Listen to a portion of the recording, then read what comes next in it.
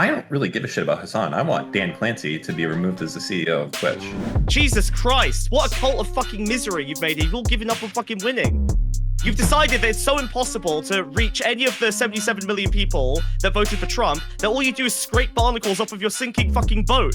It's embarrassing. You keep acting like it's unproductive, but then when I push you on it for 1 second, you're suggesting that people that I go after would be useful to the Democratic Party, which is fucking delusional. Politically, you can do that and be politically ineffective and yell into an echo chamber of blue sky, and I'll go out here and get millions and millions of views on the issue that I think is important. Fucking mic stand, why is it doing that? It shouldn't do that. Rip. It's not built to do that. Did someone say hutch? Did they? What? I don't know. But what I do know is that it's sloppy.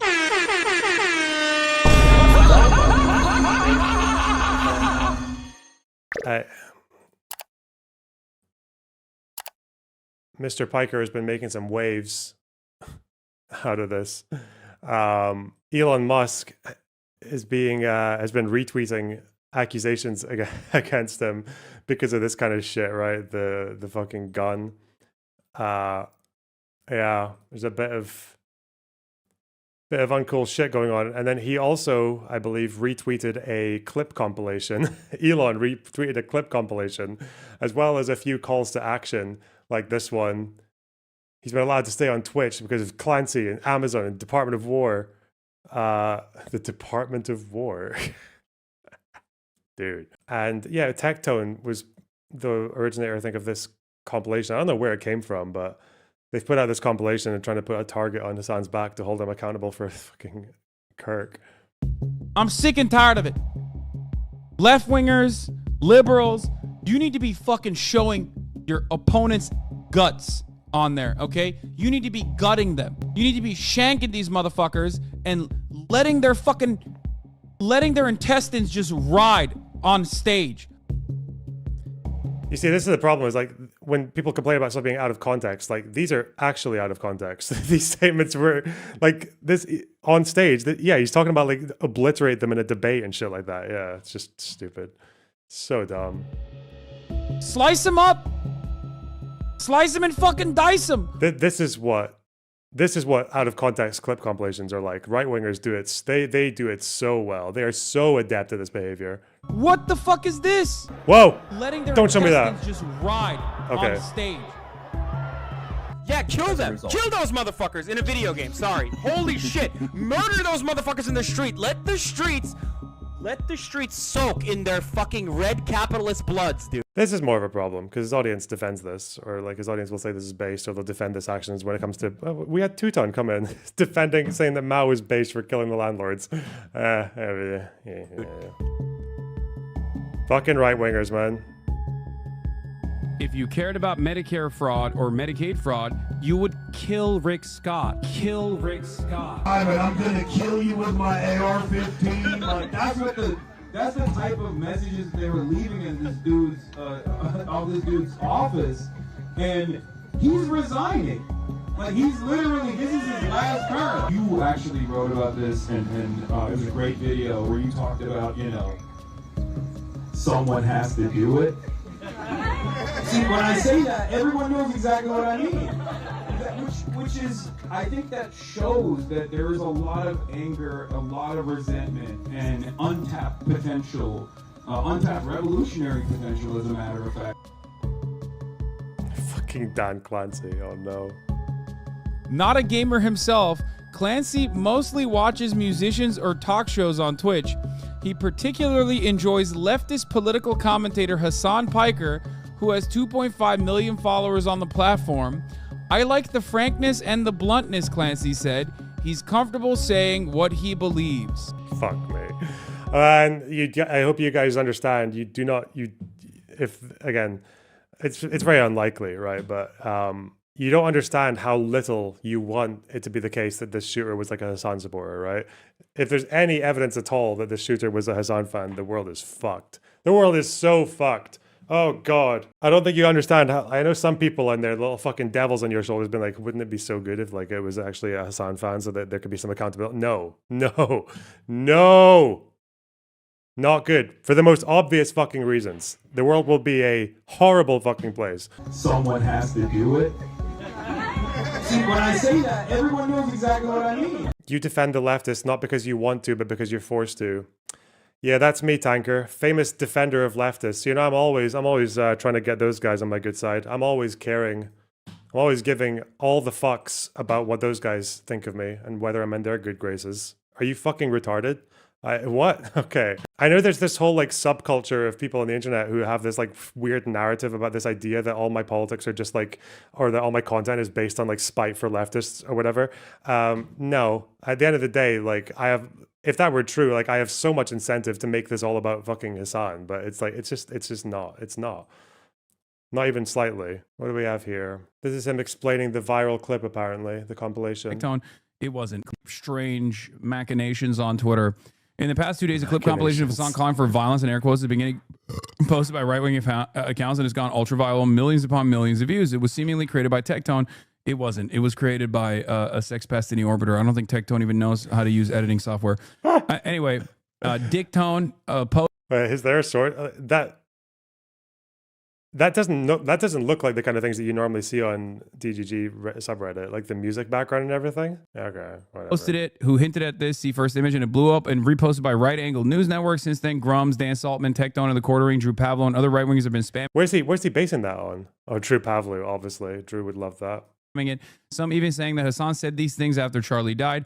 Elon Musk has replied several times. The compilation is a joke. The first one is him 3 years ago talking about Democrats needing to be better at debate rhetoric. He's being hyperbolic and is not meant to be taken literally. Yeah. I know, but they clipped it in a way where it seems like I'm saying like the Democrats need to start killing people or something.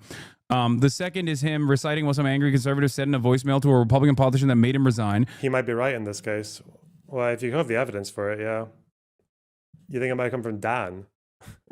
That is not impossible. Hasan was highlighting the anger people feel with their representatives. There's also a clip of Hasan talking about the ACP and Fuentes, calling again, not for a call for violence, but they're banking on people not knowing what the ACP is and doing what they always do, taking his jokes sincerely. Regardless, this tricked most of the right-wing Twitter, who are all calling for him to either be banned, arrested, deported, or killed. These right-winger influencers either don't understand or do that when Twitch doesn't ban Hasan for these out-of-context clips, it might convince very angry people that violence is the only solution. They're putting a massive target on Hasan's back. There's one tweet, the very last one from Tectone, where he completely fabricates quotes from Hasan. He's as good as putting a hit on him with the one about Kirk. Yeah. So as you can tell, it's like me with long hair talking about the fucking Democrats and their inability to address Herschel Walker with like aggressive tone. Yeah, there's a longer clip. Not sure he has much explanation for the somebody's got to do it and the little fucking gun, the Shinzo Abe gun, but yeah, I got it. Pretty fucked. Pretty fucked. They're trying to clamp down on First Amendment and shit, yeah. What was Elon Musk? I thought Elon Musk was all about bringing back comedy and shit. What? Free speech. The richest dude in the planet spends most of his time on social media website fermenting white supremacist hatred, trying to spark race riots while highlighting out of context. Hey, it's coming in handy. Out of context. Let's go. Compilations to imply. Again, I would have a bit of sympathy for Hasan here if he didn't do the exact same shit to everyone who challenges him, but whatever. To imply a leftist Twitch streamer should be deplatformed or worse, exclamation mark. So dumb. Very dumb indeed. I know. Can't believe people do that. It's not good. It's not good. Not good in the slightest. This is Elon Musk. Violence is going to come to you. You will have no choice. You're in a fundamental situation here where whether you choose violence or not, violence is coming to you. You either fight back or you die. You either fight back or you die. I can never understand how such a fucking fascist fuck can be so boring, man. You know, there's been a lot of fascists in history, okay? But at least they mostly had the common courtesy to be interesting. This guy, though, this is the whatever Eichmann is it? The banality of evil come back. Coming to you. You either fight back or you die. You either fight back or you die. Damn. And that's the truth. That's the truth. Hey, Elon, I think that's the truth. Telling the world that they're ready to fight back.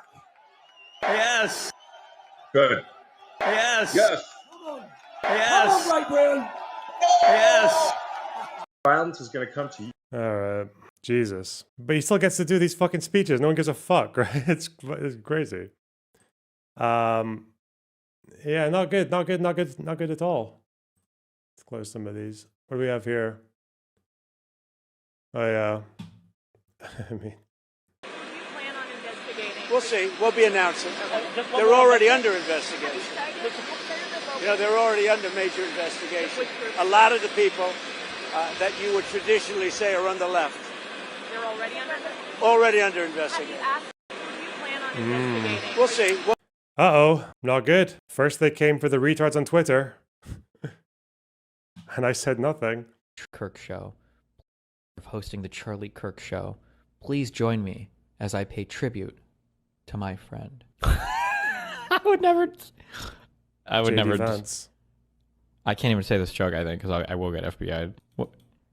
Do you, What's the like joke? I never don't no violence. I never. I'll be watching from 150 yards away. Fuck! I can't even make the joke. Wait, hold on. I'm typing this in DGG. This is a good joke. Hold on, let me throw it. I see. Okay. One more yeet, I think. The governor of Utah, right? Do we need to log off and touch some grass? Well, I'm always a little bit reluctant. I haven't watched BBC in a while.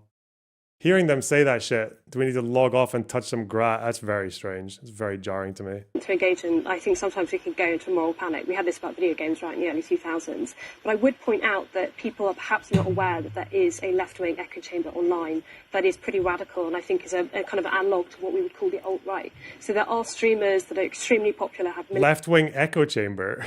Okay. Followers. Yeah, who do you think she's going to mention? Vorsh, Hasan Piker, Destiny, people who are watching might not know who they are, but I'm sure their children will, who have advocated for political violence against conservatives. There is definitely a hyper-polarized environment in America. That's definitely the echo chamber, isn't it? Destiny Vorsh Hasan. Holy shit. This isn't the BBC. Yeah, this is like a right-wing fucking pundit. But she's a guest. It's not the BBC. But I think we do have part of that here in the UK, which is obviously extremely unfortunate and I hope does get dialed down. But I think it's important that we contextualise the anger of people in America at the killing of Charlie Kirk. He is such an important figure within the MAGA movement. And she's an editor for The Telegraph. Wow. Certainly became a martyr for the free speech cause that he built his career on. Wow. The governor of actual fucking chaos, man. There's a lot of fallout, isn't there? I cannot believe there was a UK protest over it. That's insane. Are we going to hear known paedophile Vorsh, known sex pest? Watch Bernie's statement. I already have. He's always on the ball. You're just jealous you weren't mentioned. Yeah, I know. I would love that heat right now. I've never been more grateful to be not that big a deal, you guys. Never been that grateful. My dry, research-driven, slightly boring fuck energy has been a great asset at this moment in time. Keep doing what you're doing, okay? Know your strengths, know your weaknesses, and be grateful sometimes. You know, sometimes it can always turn to your advantage. Do you think you'll be included with those 3 friends? No. Have we covered Hutch's cuckery? What's Hutch's cuckery? What did he do? How did he cuck? Who did he cuck to? We can't allow that. That's not allowed. Are you seeing much celebrations of Kirk's death? I mean, if I look for them on Twitter, I'll find a billion of them, but from anyone important? No. Has anyone important actually celebrated it? That's a good question. Has anyone of note celebrated Charlie Kirk's death? Not that I'm aware of. I know a bunch of wankers celebrated the Queen's death because no one knows anything about her, but what was Hutch saying about Bernie? What, DGG are mad at Hutch for cucking out? The thing is, I think what I know about Destiny's position is something about the prisoner's dilemma, which I get. I understand what he's coming from. Like, if he means prisoner's dilemma, is he saying like, is it the kind of thing that I would say about fucking Israel and the Jews in the Middle East? Like, because what I would say about prisoner's dilemma in the Middle East is that if you're a Westerner and you look at the Middle East, you see a bunch of different groups: Maronites, Shia, Sunni, Assyrians, Druze, fucking. I don't know why I said Assyrians, it's not very important. Okay. Jews. And you look at them and all the fighting and all the like demography issues and everything like that. And you think, well, why can't we just get along? You know, just extend olive branches, just get along, like stop this Kurds.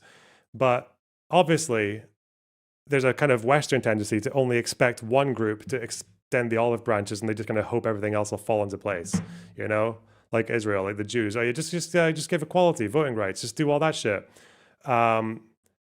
Just like open the borders, just like give people jobs, just end the apartheid. It's like, well, that's fine, but you can't, if you expect it, if it's like unilateral, then, and the other side is keeping up their same desires to, like, you know, keep voting Hamas and to arm up and to kill them and shit, then it's like, well, I mean, no, you can't really. And that's the problem with like everyone would be better off if sectarianism wasn't a thing in the Middle East, or if demography wasn't an issue in the Middle East. It would benefit everyone, right? It is a multicultural region. It always has been. It makes no fucking sense that people are dividing into these little groups like the Jews and the Muslims and the Christians and the fucking Kurds. Like, it doesn't make sense. But that doesn't mean that every group has an incentive to give up on sectarianism immediately, or to give up on demographic preferences and things like that equally, you know? They're all kind of stuck in that same situation, which is... So I guess he's saying that about Democrats and that they shouldn't turn down the rhetoric until Republicans do. But then I don't get what the conclusion is there, though, because hasn't one of the best arguments for people like, at least in my position, it's good for me that Democrats haven't turned up the rhetoric and said crazy shit about Republicans. It's good for me that they've condemned like the shooting right away, because you can point to it all. So I don't know what the expectation is for Democrats to do, unless you're talking like TOS shit. Like, I think Democrats right now are in a good position to do the basic, do the obligatory whatever, if you want, like condemn the shit, and then when they try to pull it to their door, like people in the press, just do what Warren said. There's like, fuck off. Take it to the president. Just hammer it at the president. Just, you disavow. We're fine. We're well bet. You disavow, you fucking prick. I don't know. Because honestly, in a civil war between Democrats and Republicans, I feel like lefties, they're gonna lose. I don't know. Fuck. Hit them with the no you. No you the fuck out of them. No you them to all hell. Apparently Dan might want to talk about the Hasan shit. About whether or not it's his clip compilation, I guess. It seems like the lefties can actually aim. Well, we don't know that though, do we? Wait, do you really think lefties are gonna outdo Republicans in a civil war, dude? Are you fucking mental? What? A lot of these guys are like, they're former military and shit, or former cops. What? Yeah. I'm not convinced. We don't even know if that guy who shot Kirk was a good aim. Because if he was aiming for the neck, that's a bad idea. Like, if you're going to kill someone with a rifle, you're not supposed to aim for the neck or head, because you're more likely to miss. Jacob, thanks for the $5.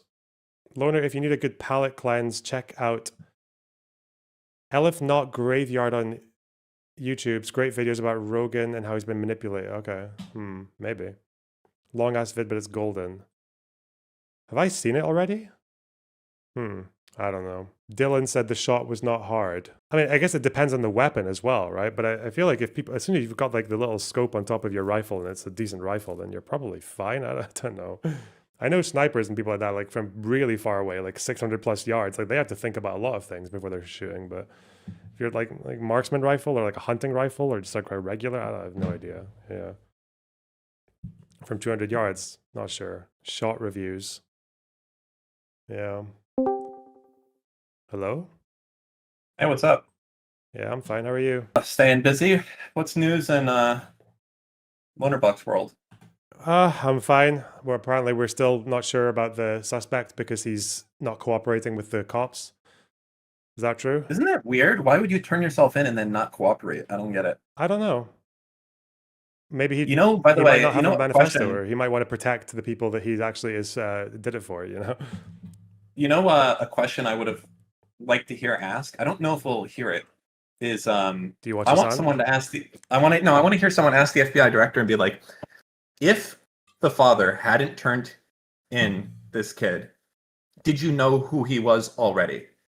Because I think the answer to that is no. I think they had no fucking idea who it was.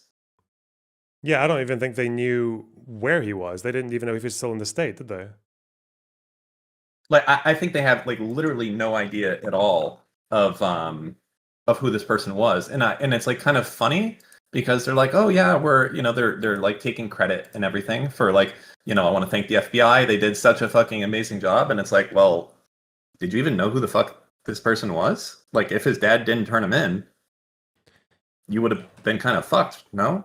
don't know. I mean, his face was recognizable enough that someone might have been like, I know this guy. But yeah, it didn't seem like anyone. It seemed like they were in the dark. And they were saying as much. They sounded like they were in the dark.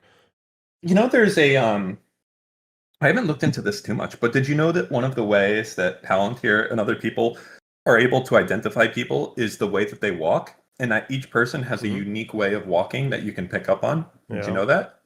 I know I do. But yeah, I know. Yeah, I've heard. Right. So like, it's actually kind of funny if you watch certain people walk. Like you could actually be like, oh yeah, that's this person, like without even, or their gait or whatever the fuck it is. Yeah, it's like a unknown thing, but apparently it's actually really easy also to tell the difference between Americans and Europeans as part of that.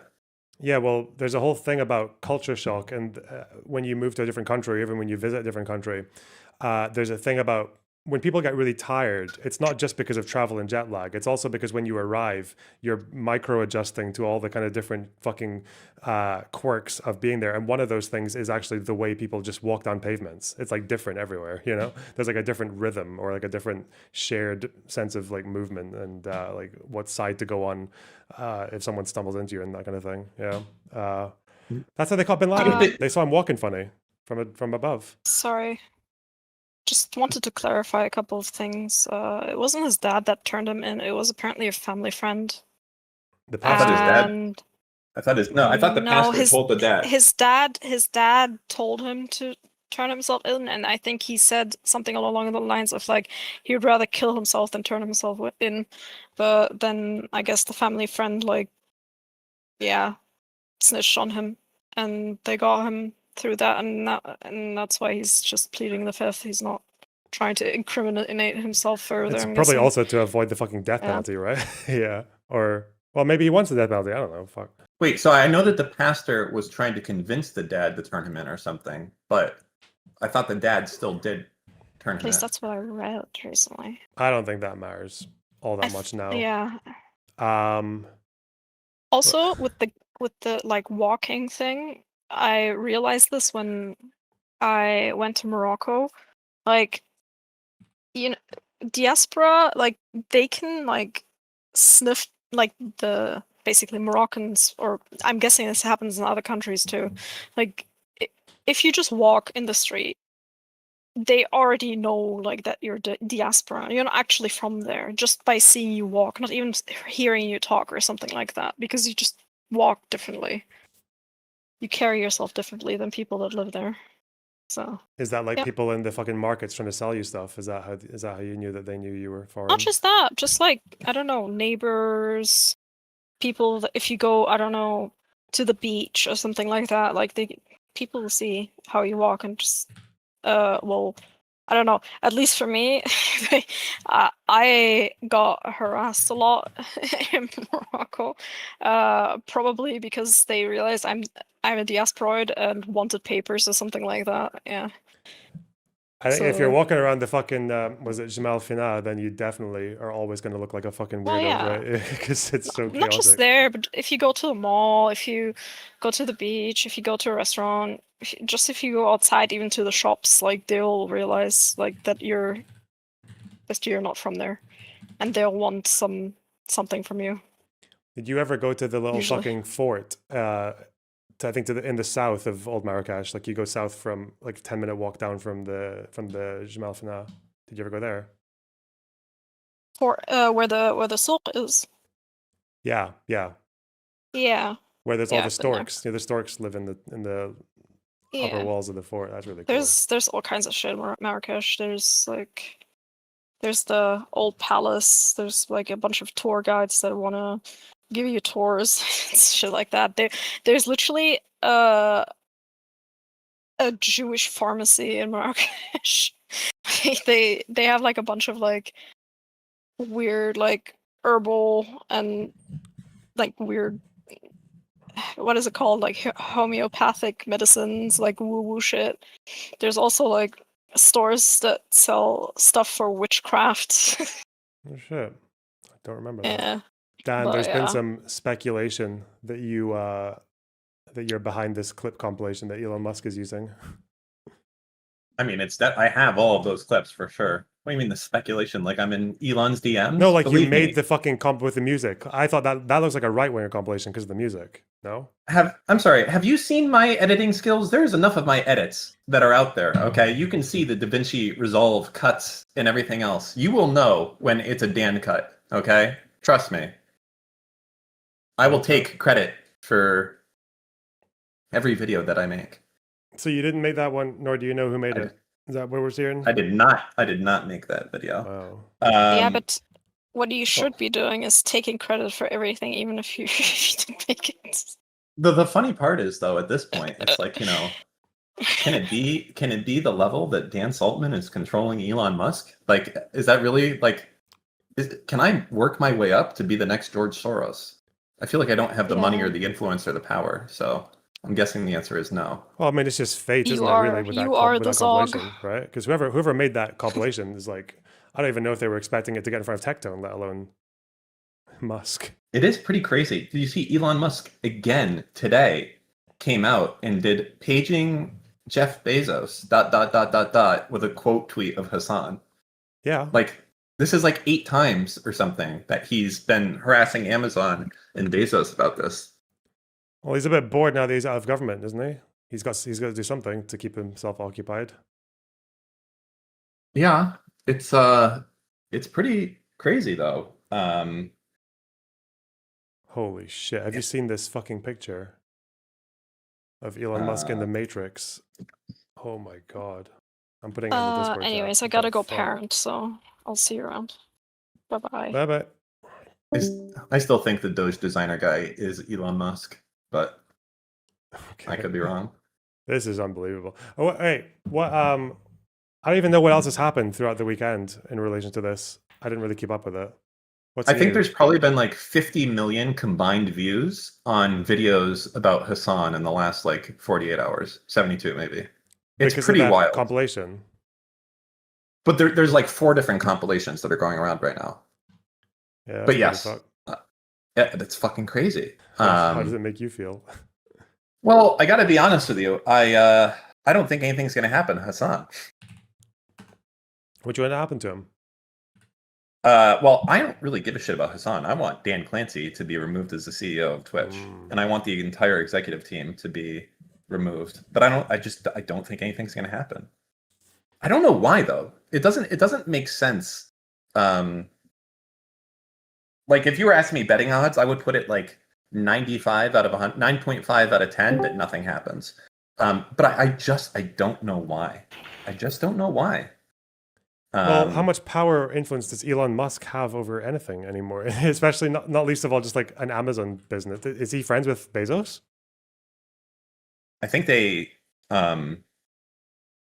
probably hate each other. But if you're asking me how much influence Elon has, I would say a significant amount. Okay, but here's a question. Do you think that Twitch is responsible for Charlie Kirk? What?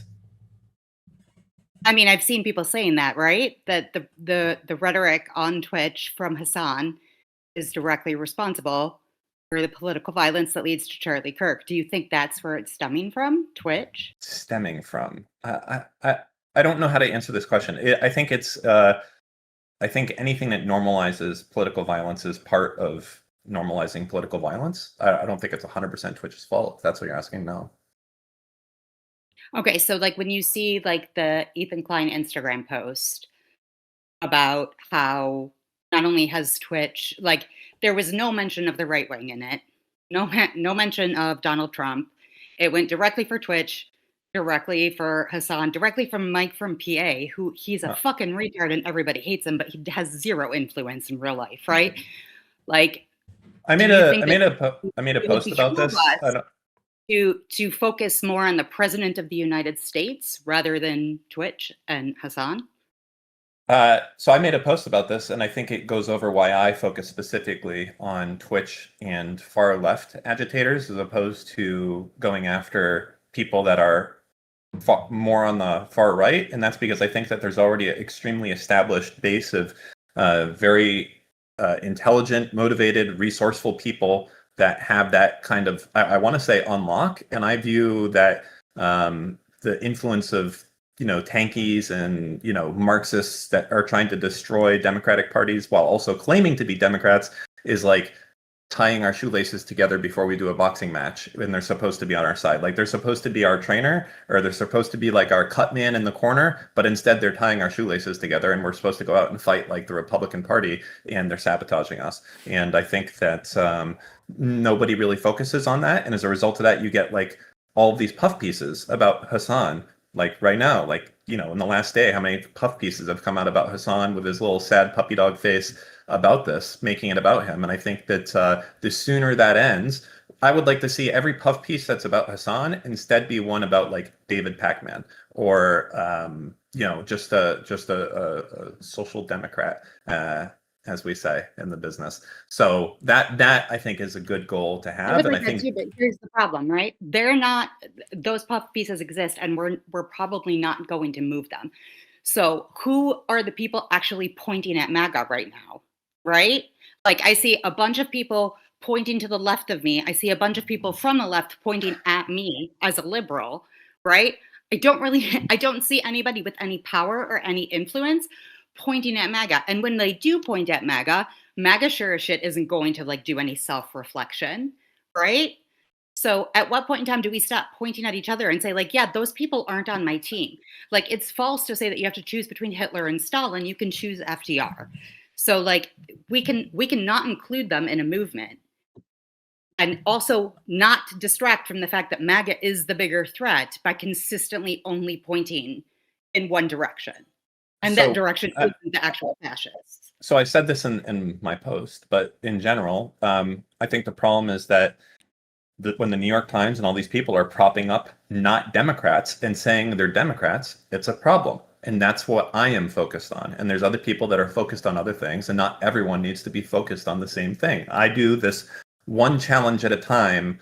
I'm not going to just switch up constantly based on whatever the biggest threat is every second. When you do that, that's like, to use like a hockey analogy, you're skating to where the puck was. Not even where the puck is, but where it was. Like if I'm chasing what's happening today, that's not even going to be relevant by the time I make any movement there. So I have to focus on what I'm good at and what I know and what I'm knowledgeable about. And that happens to be essentially Reddit and Twitch and Twitter and tankies and Marxists and all that type of stuff. And that's what I know about, and that's where I can be effective. And there's a lot of other people that can be effective on the other side and do that, and they're doing that. And I'm going to do what I'm effective at, and I'm not going to stop doing what I'm effective at to be doing something I'm not effective at. Like tomorrow, if I start trying to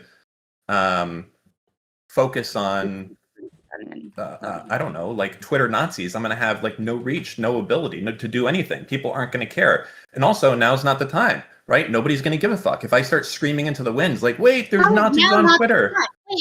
Wait a minute, Dan. How is now not the time? Like, we are watching them turn Charlie Kirk from a villain into a goddamn martyr, into a goddamn fucking hero.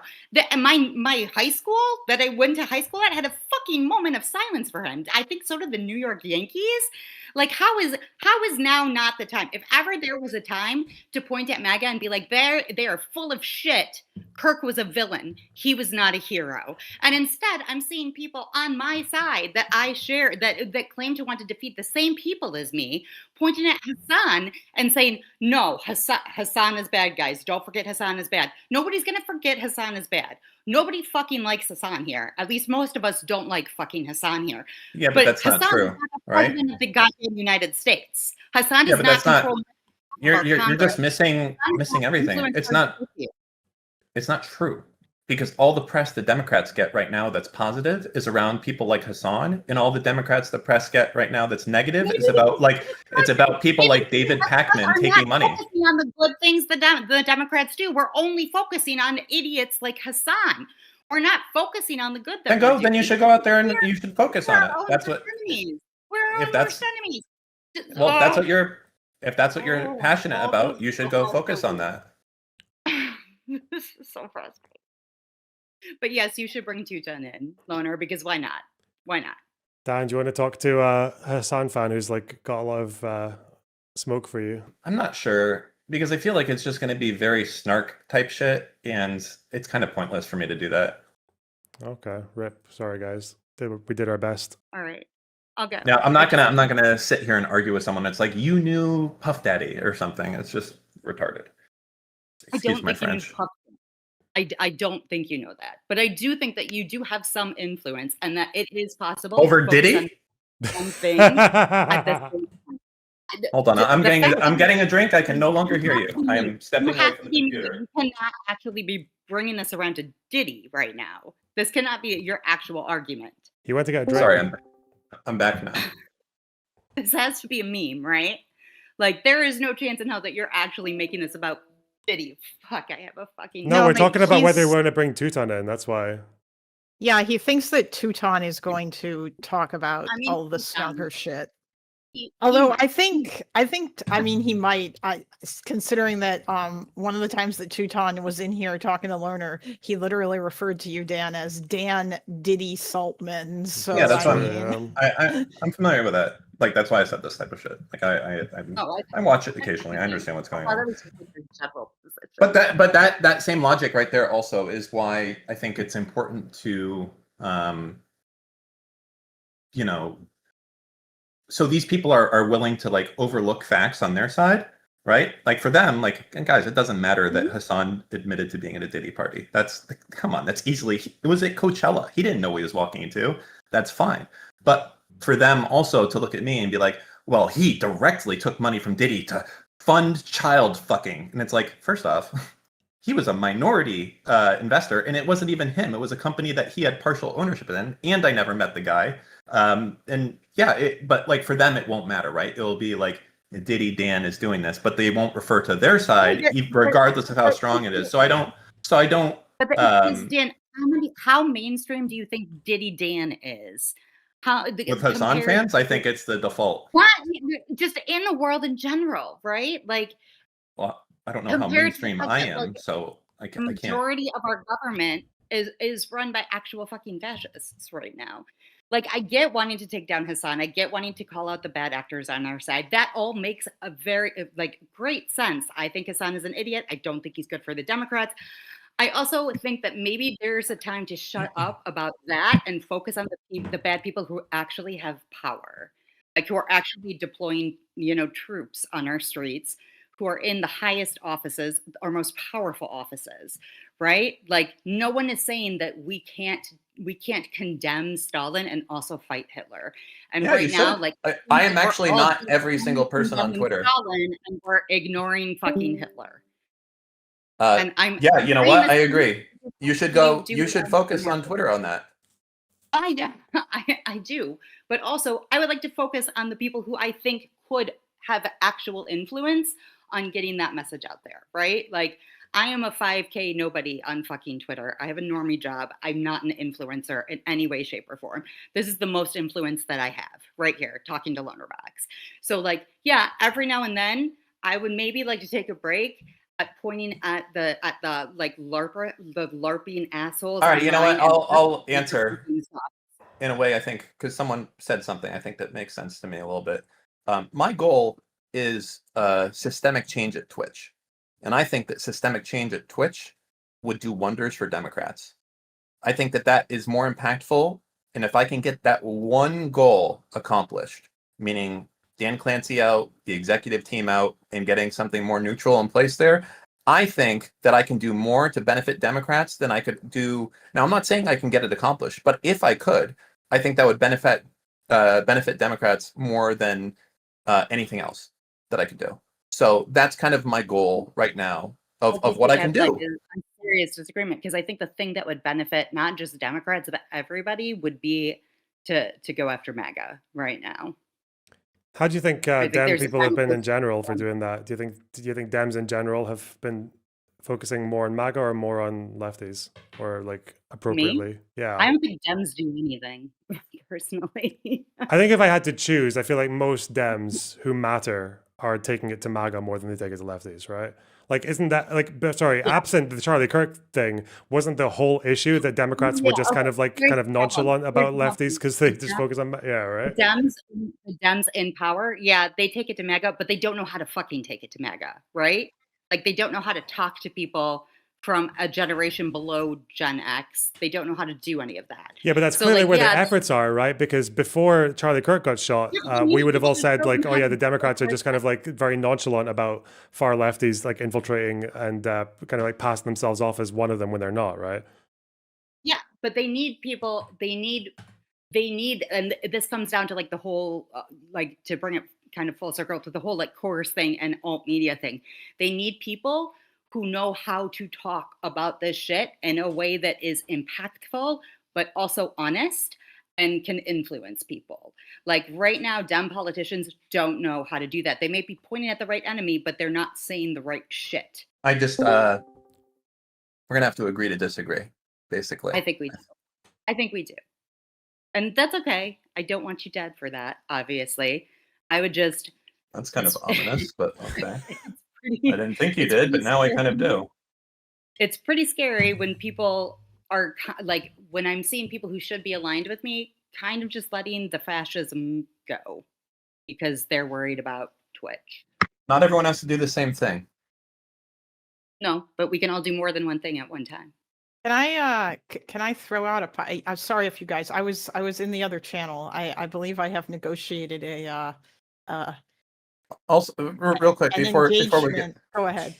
Before we get there as well, you say people can do more than one thing, and Brian Chesky, who is the founder of Airbnb, not that he's like some fucking genius, because in general I feel that business was just built on essentially breaking laws and getting away with it long enough. But that said, he did say one thing which was very insightful, and I do think is very important, which is that don't try to be a master of every single skill at your startup. Find out what you're good at and focus on that one particular thing. So for me with startups, I'm good at like, specific things, product management, coming up with ideas, talking with people, sales, etc. I focus on that. What I don't focus on is the things I'm not good at. So when you say that people can do more than one thing at once, that's true.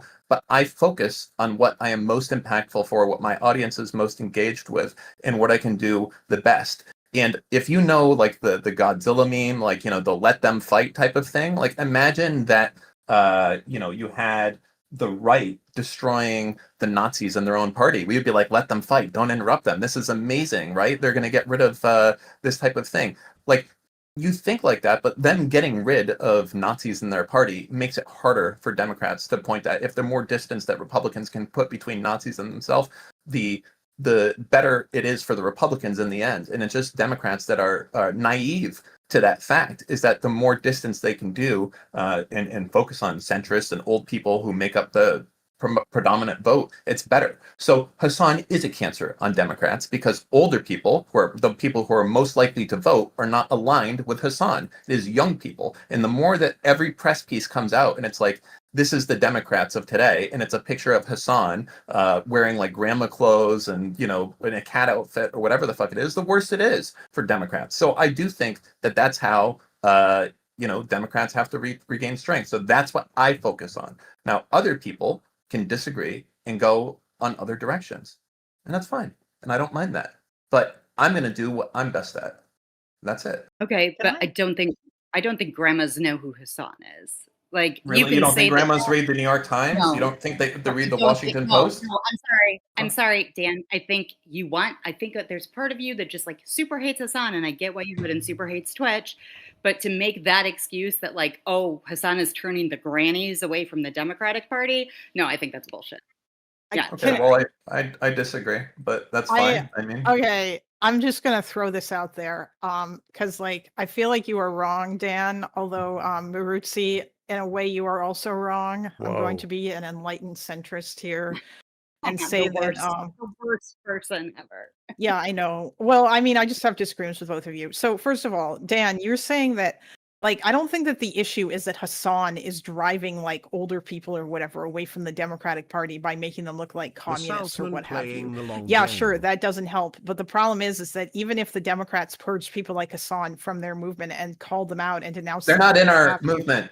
You understand that, right? This is the problem. Yes. I agree that they're not enemies. They're remorals. They're leeches. Yeah, they're ticks. They're ticks attached to the movement. That's what they are. Yes, exactly. I agree. But the problem is that it doesn't matter if they are purged. Republicans are still going to call Democrats fucking socialists and communists. Wait, I have a great thing to this. It's kind of like it's like a boat, okay? And every once in a while, you have to scrape the boat because it gets all of that sea life attached to it. I forget the name of what that is. It's like the careening. yeah, like it's like some sort of like shells and shit like that start attaching to the boat, and the boat goes slower and slower. Barnacles, exactly.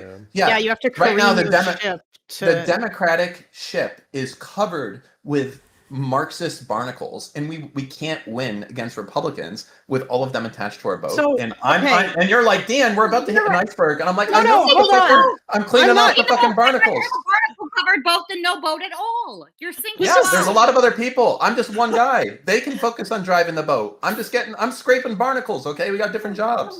Hold on, let me finish just a second. I'm not done yet. Okay, I think that there is still room. And this is the part where I disagree with you, Maruzzi, for people who are going to get rid of the fucking tankies and leftists and all of those other people, and say, get out, go make your own party. We're not. We're trying to get rid of them, turn them into a bigger thing than they actually are. Well, I mean, yeah, but the thing is that the problem is that the issue with them has nothing to do with because that the New York, I mean, it kind of does a little bit, but it's not so much about that. The problem with people like Hasan is that he spreads this apathy among young people who then don't go out and vote. Now, I don't know how much this actually mattered in the long term, but that is where the issue is, because the majority of younger people, and because of the extent to which these people have poisoned the alt media space, so that pretty much the majority of left. I don't disagree with that. He does spread apathy. I think he does convince people not to vote. But by us not focusing on what a threat MAGA is, it makes it easier for him to do that, right? By us I'm not saying that we shouldn't focus on that, but I'm saying that on the ground threats, every second MAGA exists is to us, that apathy is more easily spread. And I don't see other than Destiny, who I am no fan of, and everybody knows, I don't see too many people with large influences actually talking about that. Oh, you mean but I mean, yeah, but Destiny also spends time fighting with leftists as well, right? I mean, are you saying that you appreciate, or that you're okay with that because he spends a lot of time shitting on MAGA, and you want? Yes. If you want to address the apathy that Hasan spreads, I am all for that. But you also have to address the fact that it's easier to spread apathy when people don't understand the threat that's coming from the other side. What about me? I don't shit on MAGA that much compared to how much I shit on tankies. Generally, apart from this week. Yeah, but you're a loner. What? I mean, yeah, I agree that you should, but also you're not American, so I understand maybe why you don't care as much. Right. I mean, I'm technically not American either. I say technically because I'm still waiting about maybe I might actually be a citizen. Anyway, I think that so you don't think that there's any benefit in having Hutch's one of Hutch's big political projects right now. Sure, he'll still talk about MAGA, but one of his big political projects is shitting on the or is basically fighting against what he refers to as the black pill left, which are all of these people like the Kyle Kalinskis and all the people who dominate the alt media space on the left are all just people who hate Democrats. And he wants to fight against those people. And I think that I think there's value in having someone who will do that, because those people do drag down, and that makes it harder to fight MAGA. It's a matter of timing, right? I think it's a matter of timing. When we have troops being deployed on our streets, I don't think that's the right time to do that. Okay, how about this? Dan, will you maybe, but perhaps sometimes you should retweet some stuff shitting on MAGA, do you think that would be useful? And not just the playing the Hasan clip over top of the, or something that makes it clear that you are not, or that you don't want that you don't want Republicans, or you don't want those people in your audience or whatever, in case you accidentally catch a few of them. Although I don't know if that really matters, but I don't know, something like that. Would that be acceptable, Maruzzi, if he occasionally did that kind of thing? If he because Dan is here, right? Obviously, and he's a big proponent of the fuck Twitch, fuck Hasan left. I think everybody who gives a fuck about the Democratic Party, and not just the Democratic Party, anybody who gives a fuck about fascism not happening, for real fascism not happening, should understand that, yeah, we have people we need to call out on our own side, but that has to be countered with the fact that, like, there are really bad people who have actual power in the most powerful country in the nation right now. And those people, it doesn't matter how much you call out Twitch, it doesn't matter how much we turn down the volume, it doesn't matter how much we turn down the heat, those people want us gone. Either deportations or deaths or what the fuck ever. And it doesn't matter what we do, that's not going to change what they want. So I think that maybe, yeah, we should call out the fact that Hasan Piker sucks and that he's making it harder for Dems to get elected. But we should also spend a whole bunch of time pointing to the fact that, hey, they're over there and they actually have power. Hasan's a fucking idiot, right? And I've been listening to you all, and something that Dan said really struck me, where he was laughing about scraping the barnacles off the Democratic vote. And it reminded me of something that was said by Labour Party insiders over here in the UK, where they talked about shaking off the fleas. And this was around the time that the Labour Party decided that they were going to excise the left from their party. They initiated what I would call as an authoritarian anti-democratic purge and fucking murdered the Labour Party. But, you know, if I want to try and be objective about it, they tried very hard to deselect and make sure that, like, leftist candidates were not elected for the party, right?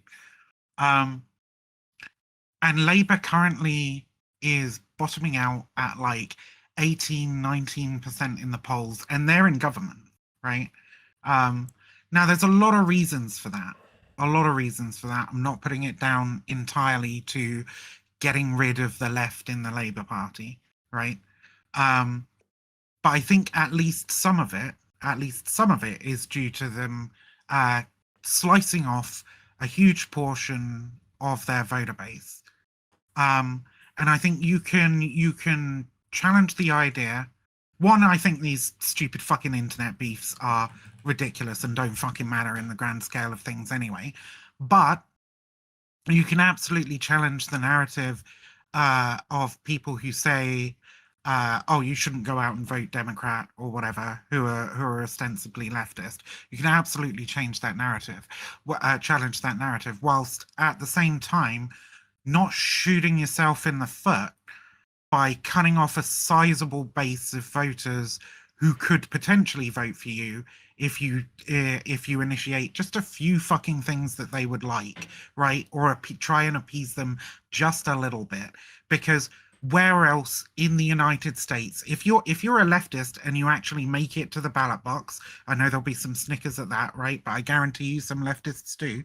But if you're a leftist and you make it to the ballot box in America, what the fuck choice do you have beyond Republicans and Democrats, right? You want to make it so that, one, that leftist is motivated to even get into the fucking ballot box, and two, when they get in that ballot box, they're motivated to put the tick in the Democratic Party. Then they're never voting Republican, right?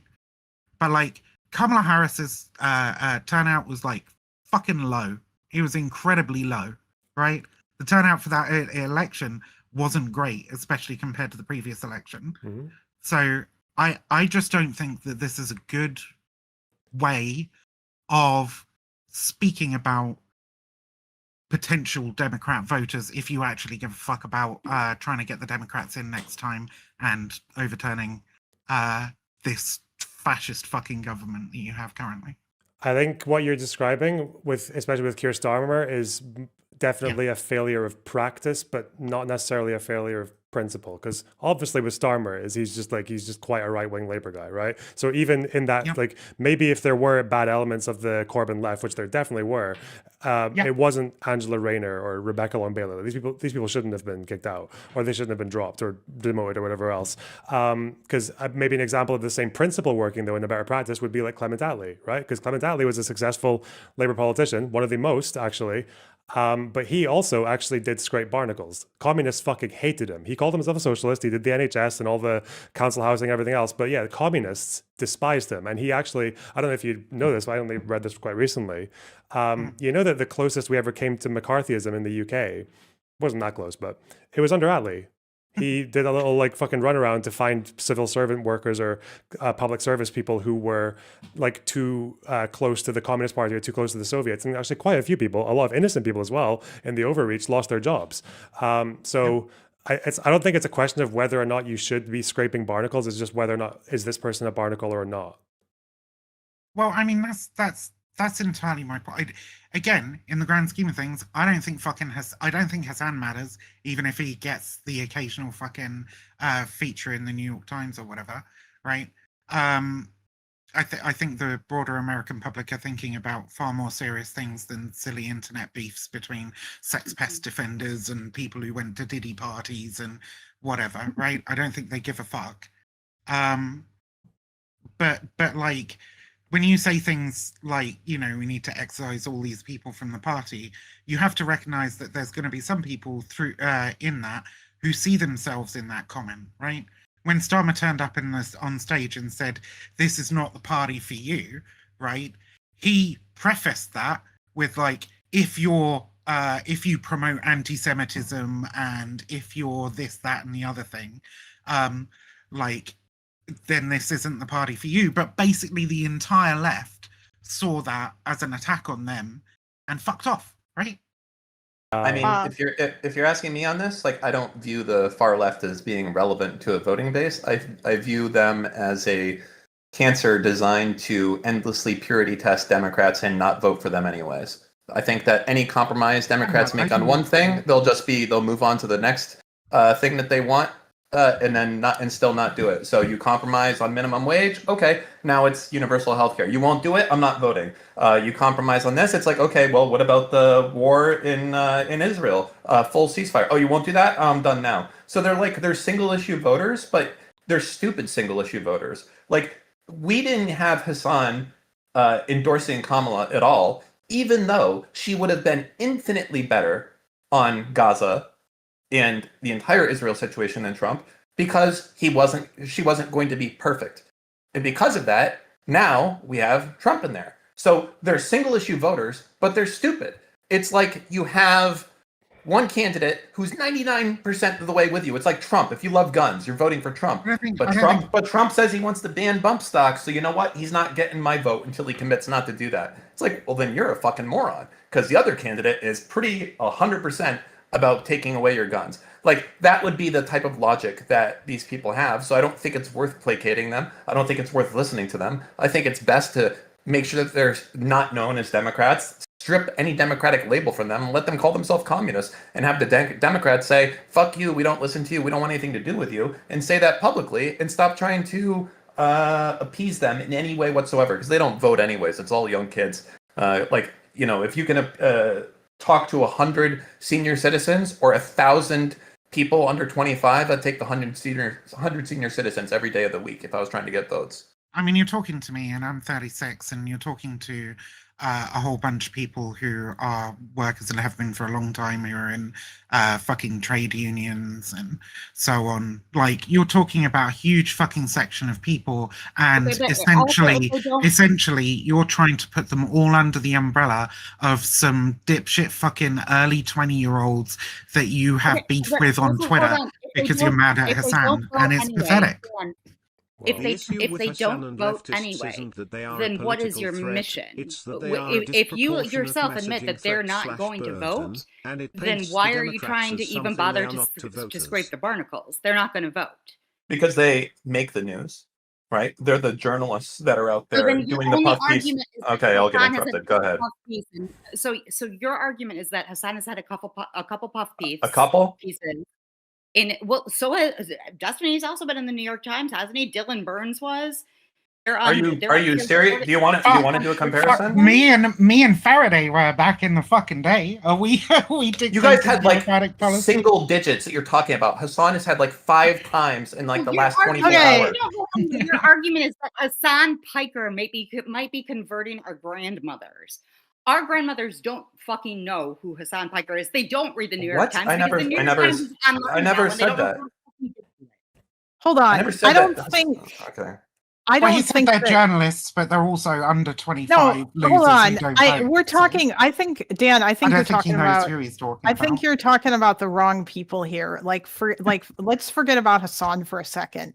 I was actually just going to ask Vivian. I think the actual problem here, like, don't you think it's an issue that on the left in the alt media space, pretty much every single left-wing show except for like Brian Tyler Cohen and David Pakman and like some others that are not necessarily that big are all a bunch of people, Kyle Kalinske, Brianna Joy Gray, the Breaking Points with Crystal Ball, and all they do is shit on Democrats over and over and over again.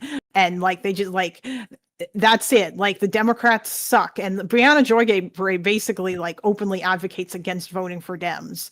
But like all the other ones, like they don't. All they do is they just shit on Dems constantly, and so they've created this toxic media environment. And then when fucking Alyssa Slotkin goes on to Breaking Points, she gets purity tested by Crystal Ball about like, are you gonna call it a genocide? Like that's the kind of shit that is a huge issue.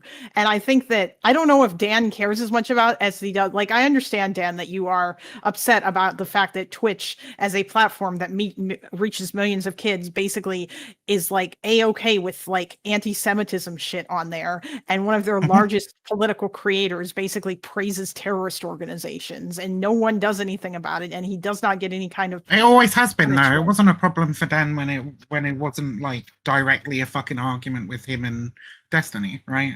Like they've always been this fucking bad. Like Twitch has always had people on here talking about fucking white genocide and how we need to fucking deport all the black people and blah blah blah. Like, I remember what it was like. Twitch got rid of those people a long time ago, right? So yeah, now they've swung the other. They've horseshoed. I'm sorry.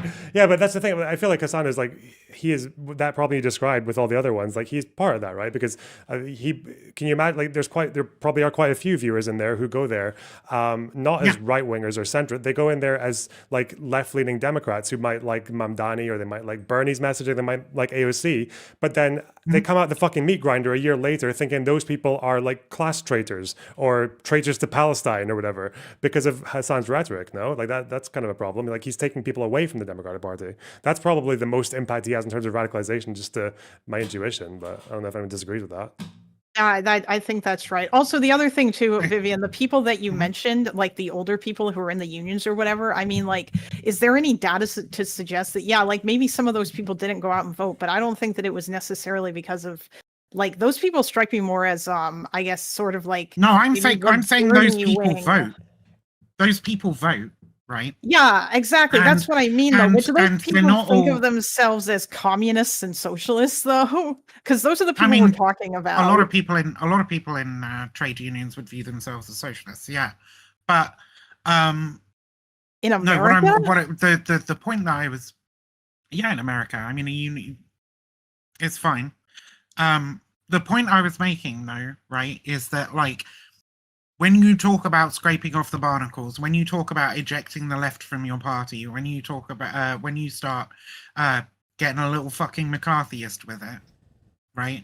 The people who are sympathetic to those kind of views are going to see themselves in the comments that you're making. They're going to think when they say barnacles, they mean me, right? And not all of those people are the people involved in these stupid fucking internet beefs or fans of fucking Hasan or whatever, right? A significant amount of those people are workers and voters, union members, etc., right? And they're going to see themselves in those comments. And when Democrats, as I assume Dan wants them to do, if Democrats start taking up Dan's rhetoric, they will lose a chunk of voters. Well, I guess okay, just to get covering the basic, do we agree that there are barnacles? Does this concept exist in America? Yes. Okay, then let's talk about who's a barnacle. Do we agree that like Second Thought would be a barnacle, right? Anyone disagree? I don't know enough about him. Do you think Bad Empanada would be a barnacle? Yeah. Bad Empanada is that. At what point? I just gotta ask. Like, at what point do people think like Bad Empanada is affiliated with the Democratic Party? No, he's not. But that's why I'm saying, like, if he ever started like trying to getting puff pieces and people like acting like he might be connected or doing like if it was him doing Among Us with AOC or whatever the fuck, like you would call this person a barnacle, right? I'm just making sure the concept exists, like it's conceivable, right? So I mean, what you're talking about here is like entryism with a purpose, or at least the effect of sabotage. Yeah, right? not even entry, because because they can also they can just be there to drag things down. I don't think you would deny that Bad Banana does that, I don't right? think that's Yeah, this happens. like he's a barnacle that's already floating off into the sea and like drowning and looking weird. I think he's a parasite on the arse of humanity. I just Okay, don't yeah. see what he has to do with the fucking. So Democratic do we think Party. Brianna Joy Gray is a barnacle? Again, don't know enough about her. Okay. Openly advocates against voting for Democrats. You guys know who I am. This is you where guys know who I am, but you don't know who Brianna Joy Gray is. I know who you are because I've spoken to you a bunch of fucking times, Dan. You're a fucking rando dude from the States who hangs out with Destiny. That's But what you I don't know who about you. Brianna Joy Gray is. I know who she is. I don't Okay, well, that's what he was I asking. don't watch her show to know what she says. I don't watch your right? show either. Yeah, Would What about Jimmy Asmongold? Dore That's what I'm saying, 2016 would he have been a barnacle? I'm just trying to find one. I think the problem is that that people are making the barnacle tent too wide, right? That there Well, are. that's why he's asking you specifics. You know, I mean, if we want to talk about barnacles, like years and years and years ago, I said, right, the Democratic Party getting involved with Twitch people in general would be a fucking bad idea, because all of us have said some fucking shit that is doesn't play particularly well on TV, right? Doesn't play particularly well for people. But like getting involved with like, if you want to talk about barnacles, like Destiny would be a fucking barnacle. Dan Saltman here would be a fucking barnacle. Oh, okay. So right? yeah, Because these people have said things publicly that are going to absolutely trash the reputation of anyone running for fucking office that's not what connected this to them. is about. No, there's a difference. How is it not? They're going to stop people voting for the Democratic Party. They're associated with these fucking degenerates. Stupid, horrible political shit. There's a difference between saying stupid, retarded shit and saying stupid, retarded political shit. Right? We have all said stupid, retarded shit, but when it's cloaked in politics, it's different. It has a different impact. So Dan can say some dumb fucking shit. I don't know him that well. I'm sure he has. I can say some dumb fucking shit, but when that dumb fucking shit is solely based in politics and a political message, it hits different. Okay, I think I know. Okay, just 1 second before I go to the bathroom. I think there's a good summary here then. It seems like we all agree that barnacles exist on the Democratic Party. There are people who try to use the Democratic Party to further a goal, but actually all they're doing is they're attaching themselves to it like ticks or barnacles and just dragging it down and weighing it. It seems to be quite a lot of us agree that someone like Brianna Joy Gray would be this kind of person, or Jimmy Dore 2016 would be this kind of person. I'm pretty sure Hasan is this as well. I don't think that's difficult, but maybe someone disagrees. Vivian obviously wants the party to be more left-wing, and that's why she'll say that Dan and Destiny are barnacles. So that's the issue, right? Yeah. No, it's not because I want them to be more left wing, right? I do want the Democratic Party to be more left wing. I'm not going to pretend I don't, right? But even if they stay the relatively ineffective liberal dipshits that they are now, they're still better than Trump. I think last time we spoke, it was like, maybe it was me and you, maybe I was speaking with somebody else. But it was like, I was pressed on like, what would I have said in the last election? I would have said vote Kamala. Obviously vote Kamala. Like, fucking Trump is a maniac. He's a lunatic. He's a fascist. Like, if you only have these two choices, you've got to fucking vote Democrat, right? Okay, yeah, that's fine. So but just to double check. So say someone like Mike from PA, and you ignore that. Just say someone who says, fuck Kamala, don't vote for her. She's too genocide, Holocaust Harris. And when she loses, like, I'm happy that she lost. Let's say a hypothetical lefty pro-pally said that. Would that person be a barnacle? Like Mike from PA? I mean, sure, yeah, by the definition that we use. Yes, okay, that's fine. It would be somebody who's like hampering the Democratic Party's chances of being elected. Yeah. How much they actually affect it, I think is a matter of some debate. But Yeah, obviously. Okay, so we know they exist. We're just disagreeing on who they are. Okay, but I don't cool. know how these are even technically barnacles. Like, the response to them should be proportionate to the amount of power they have. I think that's my biggest deal, right? Because like the response to MAGA from our side seems to be disproportionate. It seems to be that we cared less about MAGA than we do about quote unquote barnacles. We're giving them an outsized portion of our attention. You should care more about. We're almost boosting them, right? Like we're giving them a bigger microphone by spending so much time. Some of the fucking people who follow those barnacles are still gonna vote Democrat, right?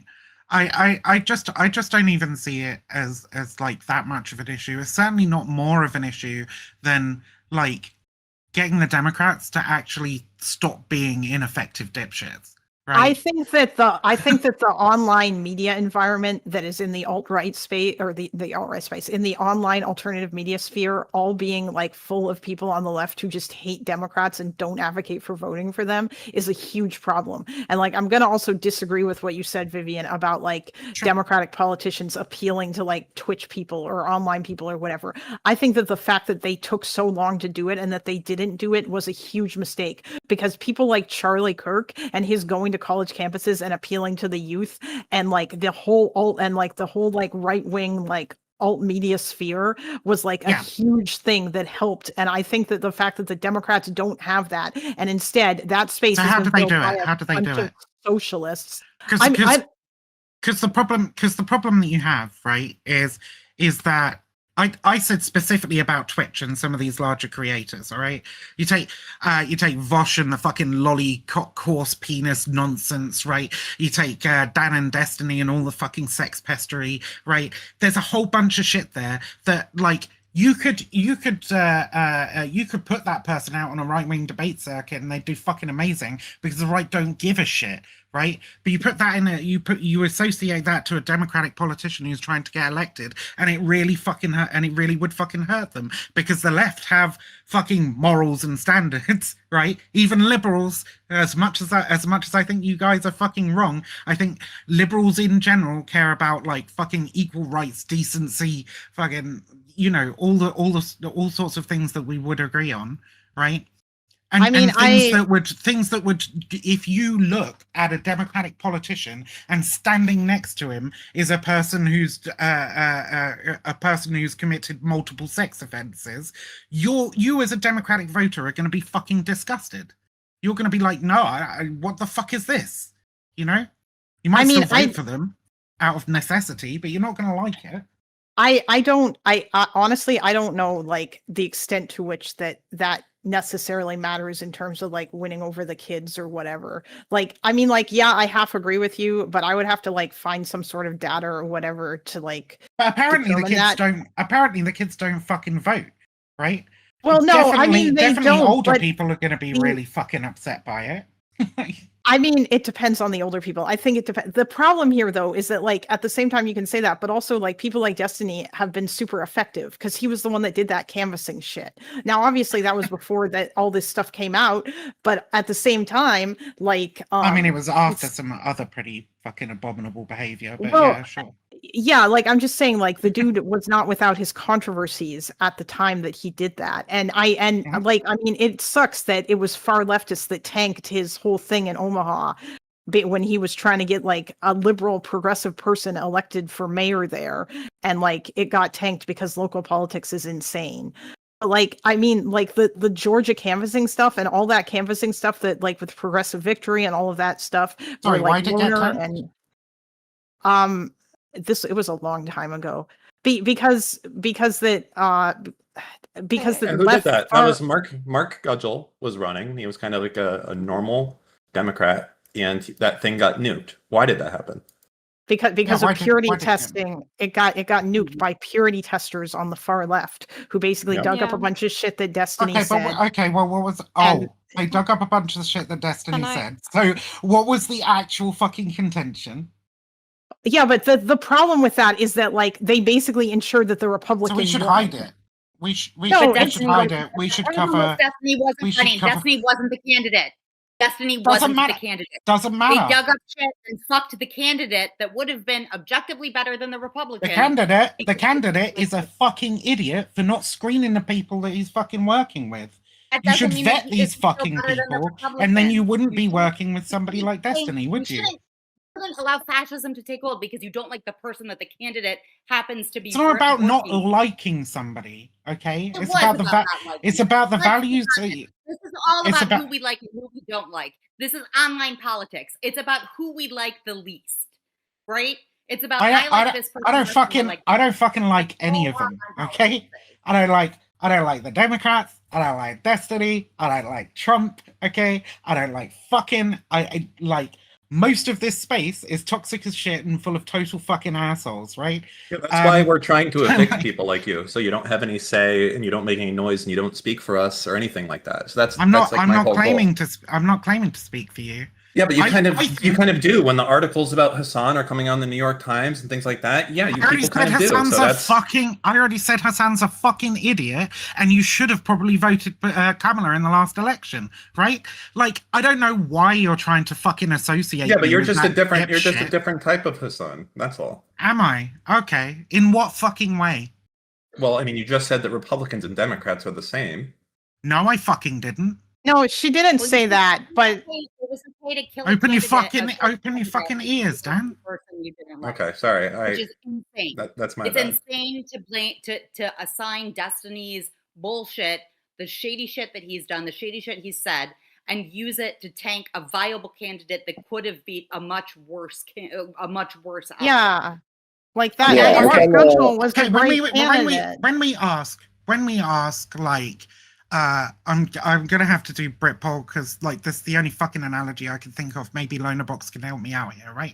When we ask why did Corbyn lose the 2019 election, okay, and people say, oh well, Jeremy Corbyn was smeared by the press and backstabbed by his own fucking party, right?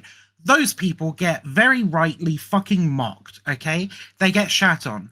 Because these things might be true. It might be true that Jeremy Corbyn was smeared by the press. It might be true that he was backstabbed by his own fucking party. But he was the fucking candidate. He was the prime minister at the fucking time. Sorry, not the prime minister, the fucking leader of the leader of the Labour Party at the fucking time. Right? And he could not get his own fucking house in order. He did not know how to react to the press, right?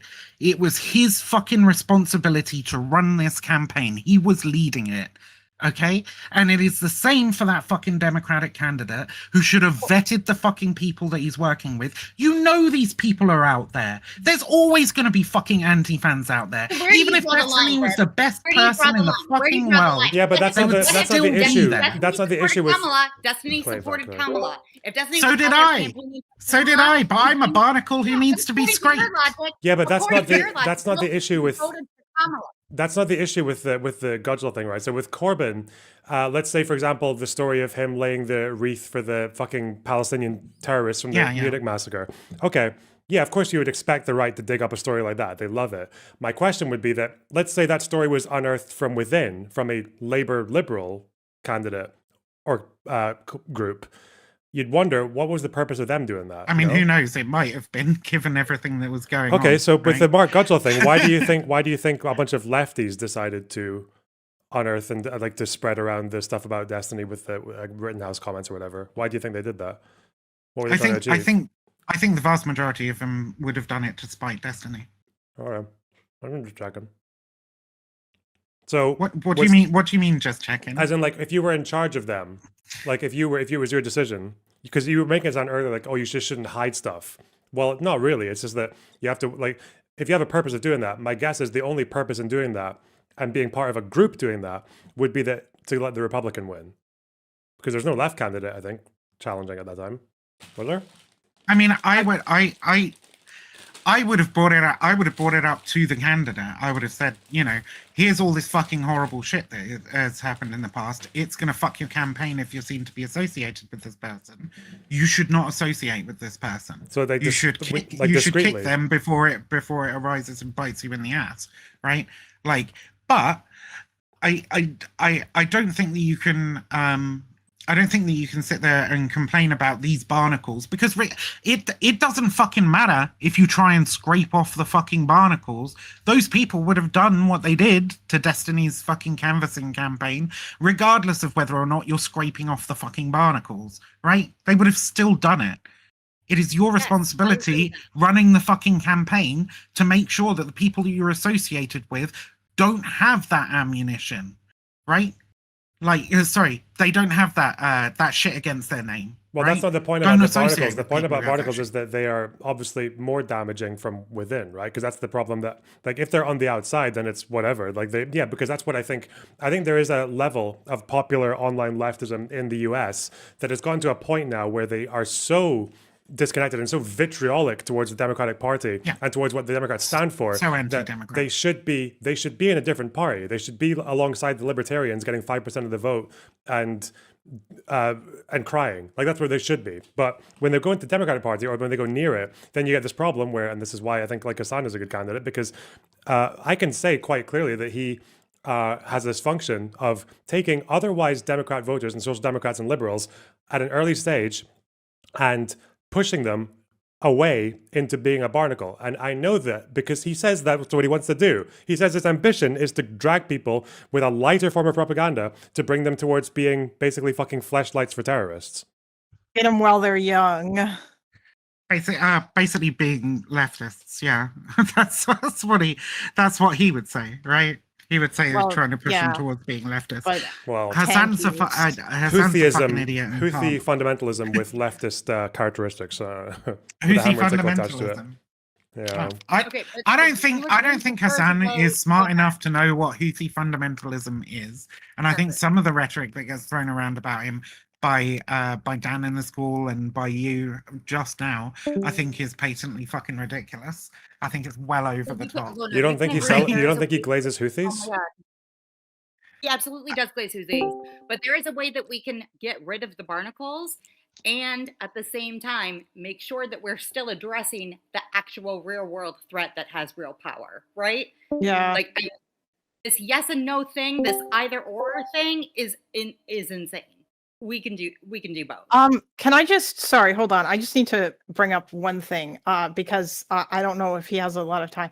Dan, listen, the Hasan fan that's in the waiting room, he promises that he will not bring up any snarker shit. He actually wanted to have a substantive discussion with you. Okay, hold on before you bring Teuton in here. Oh, I'm not going to bring Teuton in until Loner Okay, says we're talking. I just wanted to mention that. I just want to say something because I'm really busy right now. I just want to say something really, really fast. I think that everybody should have a specific role in this, like, fight to improve society. If there are people that want to fight radical leftists that are clearly just trying to sabotage the movement towards, progressivism or whatever, then if there's a person that can effectively fight against them, let them do that. If there's a person that can effectively fight against MAGA or fascism or the extreme right wing, then they should do that. I think everybody should have like a specific role. Like you can see, for example, that Gavin Newsom is really effective against MAGA because because he's like just nuking them with like mocking them on the internet and making sure that they're getting screwed. And then there's people that know, like for example, Dan knows how to try to like get the leftists to actually form rank against something that is objectively bad. Now, I think the most effective weapon against the horseshoe is actual policy. Like, what I can say, for example, from the politics in my country, we have the extreme right wing, which is the AfD, and we have a left wing party, Die Linke, and they in the recent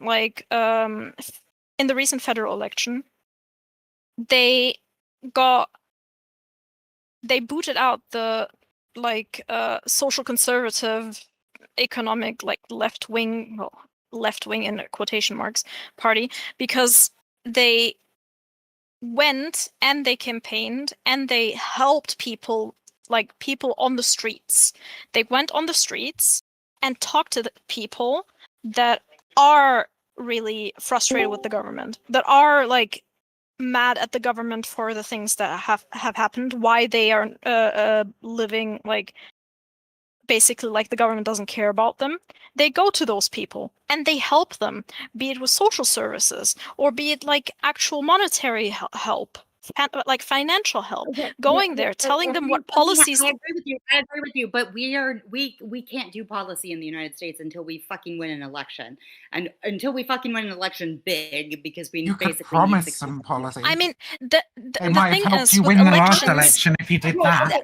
I know you guys are always talking about like, I'm hey, really Americans busy, need to Maritza. live I in need the- to go. I get it, I'm but in sorry. this case, like this is specifically Lonerbox, Can I make just- a new and goal. Americans don't stop. Americans don't care about policy.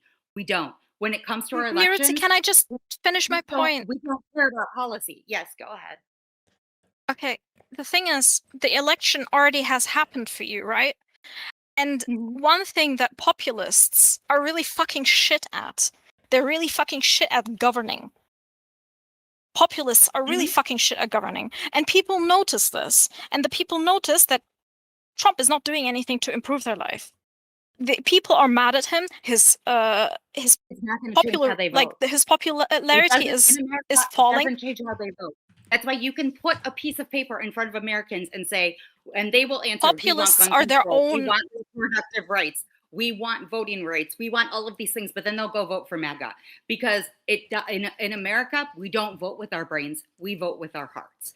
That's why I'm saying, like, I get that we want to get rid of Hasan, but there is a time and place. When something like the Kirk shooting happens, that is the time for us to look at MAGA and address the emotions that they have on that side. Those emotions that have been building for 50 fucking years, way before Twitch was anybody even knew that the internet could be a thing, right? I understand that. Anger and divisiveness, it doesn't respond to policy. If it did, the Democrats would have won every election for the past 50 years, and we don't, because that's not how we do it in America. We're not smart. What they don't people. You wouldn't have won the people in last America, one. people in America don't care about what actions you do, but they do care about rhetoric. I agree with you in that sense. The thing is, if you can combine the rhetoric with policies, it would be so much stronger. It would be so much stronger. What you're arguing for me now, with going out and speaking to people on the street and sorting out the problem, that is populism. Yes, there's left-wing populism. I agree. Oh, right. So you're saying right-wing populism doesn't work. Yeah, I'm talking about right-wing populism. Sure. Yeah. The thing is that, let's say, right-wing populists are shit at governing. People realize this, and you can use that to increase your momentum. You can use that to increase your momentum to actually boot them out of government big time. No, I think if you want to increase the momentum, you have to increase the emotion. And it sounds horrible, but you have to make them understand that fear is real and that there are things they should be afraid of. And it's not Hasan converting grannies. Sorry, Dan. Not right now. It's not Hasan converting grannies. It's the fact that they're deploying troops on our streets. Yeah, it's fucking you guys fascist authoritarian takeovers, fucking Hi, Mina. anti-trans, anti-lefty pogrom. Sorry, Mina. I love you, Mina. You guys have love one you. more Bye-bye. minute to do the poll to decide who gets the boot. Okay, there's a poll in chat. Make a new goal, make a new goal, make a new Fact goal. that I'm on- Make a new goal, make a Hold new on. goal. Loner, the fact that I'm on one of the options is fucking annoying, motherfucker. I didn't I'll even be say fucking anything. I ruined. wasn't even here. Yeah. It's because you're Arab, Seth. Like, what the fuck? That's I all came right, here to defend my Jewish brother, okay? We need, like, peace in the Middle East. Peace in the Middle East would be lovely. Yeah, and supporting Israel people should like think Hasan about it. Piker isn't the way to get it.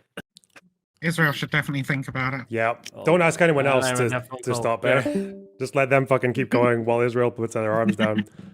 Fuck me. That's not what I fucking said, Lonerbox. I know it's not what you said, but that's the implication of the entire left-wing policy on Israel-Palestine. They just want Israel to stop, and everyone else, like, well, they'll stop when Israel stops. Hopefully, maybe. They've said the opposite, but yeah, I don't. Am I wrong? I wouldn't expect them to. Who is voting for Sev? Sev literally hasn't said anything. No one voted for Sev. Hang on, wait. The poll is. I think the poll's closed. No, we'll close the poll in a minute. It's got a few new voters. I'm gonna get so screwed. I don't even need to look at the poll. I know what your audience is like. It's a strong pie chart. You know what my audience is like? What, Jewish? I'm joking. That's a joke. All right. Vivian, it's been nice having you. It's been nice chatting to you again. It's been a while. Yeah, sure. Let's do it again. Take care, boys. All right. Bye-bye. All right, Teuton, Dan. No, Teuton's not coming. Teuton's not coming in. I don't think Dan's up for. Oh, yeah. Oh, let Dan answer for himself. All right. No, I'm not dealing with like these snark people. No, this is like. Oh, stupid. all right. Yeah, he promised that he wasn't going to bring that up and that he wanted to have a substantive debate. But That's I like, understand that's like having me him. in a. That's like me promising not to talk about Hasan or Twitch. It's about the same level of. Okay, you know what? His argument actually. What'd you say, Maruzi? I said at least he's self-aware. I give you props for being self-aware, Dan. Yeah, listen, you know what his argument was going to be? His argument was that he was upset about the fact that you are that basically you have allies and people like Elon Musk. His argument was basically just going to be that you are like being willing to align with fascist people in order to fight against Twitch. I think that was basically what he was going to say. I mean, I could probably make his argument better than he could. Listen, I'm willing to ally with Israel to fight against fucking Hamas next, okay? Fuck Hamas, right? I wouldn't ally myself with Baby, but I will ally myself with some right-wingers in this country just so we can get rid of people like Hamas, okay? Also, I wouldn't say that I'm allied with any of these people. I would say that I haven't purity tested them to the point where I won't talk to them anymore. Like Asmongold in Tectone and a lot of other people have radically different views on many issues than me. Like, even you have to understand there's people out there that are single issue voters, right? There's people that they're the only thing they care about. The reason they will vote for you or not vote for you is if you're pro-life or pro-choice. That's it. That one thing, that is their one thing. So I can't purity test every person that I talk to. I have to try and be normal, find things that we agree on, try to make positive change in my party, hopefully make positive change in their party as well, so that regardless of what happens, something beneficial is happening. But just saying, you're the enemy, you're the enemy, you're the enemy, I'm not going to talk to you is stupid. And it gives nobody an off-ramp whatsoever for them to be better moving forward. Okay, but that seems to be what you're willing to do. Really? So when you say that I'm working with Elon Musk, how is that? How am I working with Elon Musk? You're giving grace to Asmongold and Teuton. And we say, okay, if you want to give grace, if you want to have those conversations, then also give it to Hasan, right? Like when you're only giving it to the right and not to the left, it seems like you're aligning with the right against the left. When I would like to not align with either of them, right? Oh, well, see, that's where you're trying to make the same argument there for Hasan, though. Remember when we watched the Conduit video and he's like talking about Epstein and he starts talking about Clinton, right? Like, I was just gonna say here, like really quickly, that I do not view, and you guys can say differently, and I'll disagree with you. I think Asmongold has certainly gotten a little bit more extreme lately, and maybe even Tectone a little bit. Yeah, I could say that is fair, but I do not qualify them as Nazis. Okay, that would be a far right person is like a Nazi or a white supremacist. That's the far right, and the far left to me is like tankies and communists of that level. The people that would put out a video like, was Israel behind this attack? So that's Hasan on one side, and on the other side is Nazis. So I deal with people on the middle all the time. Centrist, a little bit far of right, a little bit to the left. All that type of is fine, but none of the people that you've said, Tectone or Asmongold, they are not Nazis. They are not white supremacists. I don't believe that. I'm gonna have to disagree on that Asmongold part. Tectone, I don't know much about. Asmongold tried to be in a Nazi and got backlash for it, and then backtracked. Like he legit. Asmongold's audience is full of far right people. Fuck his audience. He himself. I would have to. I haven't seen anything yet that's convinced me that he's a All right. Nazi. What if he goes around saying these people are from an inferior culture, so why the fuck should we care about their deaths or how they get killed or whatnot? That is very adjacent to being a Nazi and very close. He's not that far. He just needed to say I'm genetically superior, and that's all that was left. The only reason he backtracked is because he got backlash for it.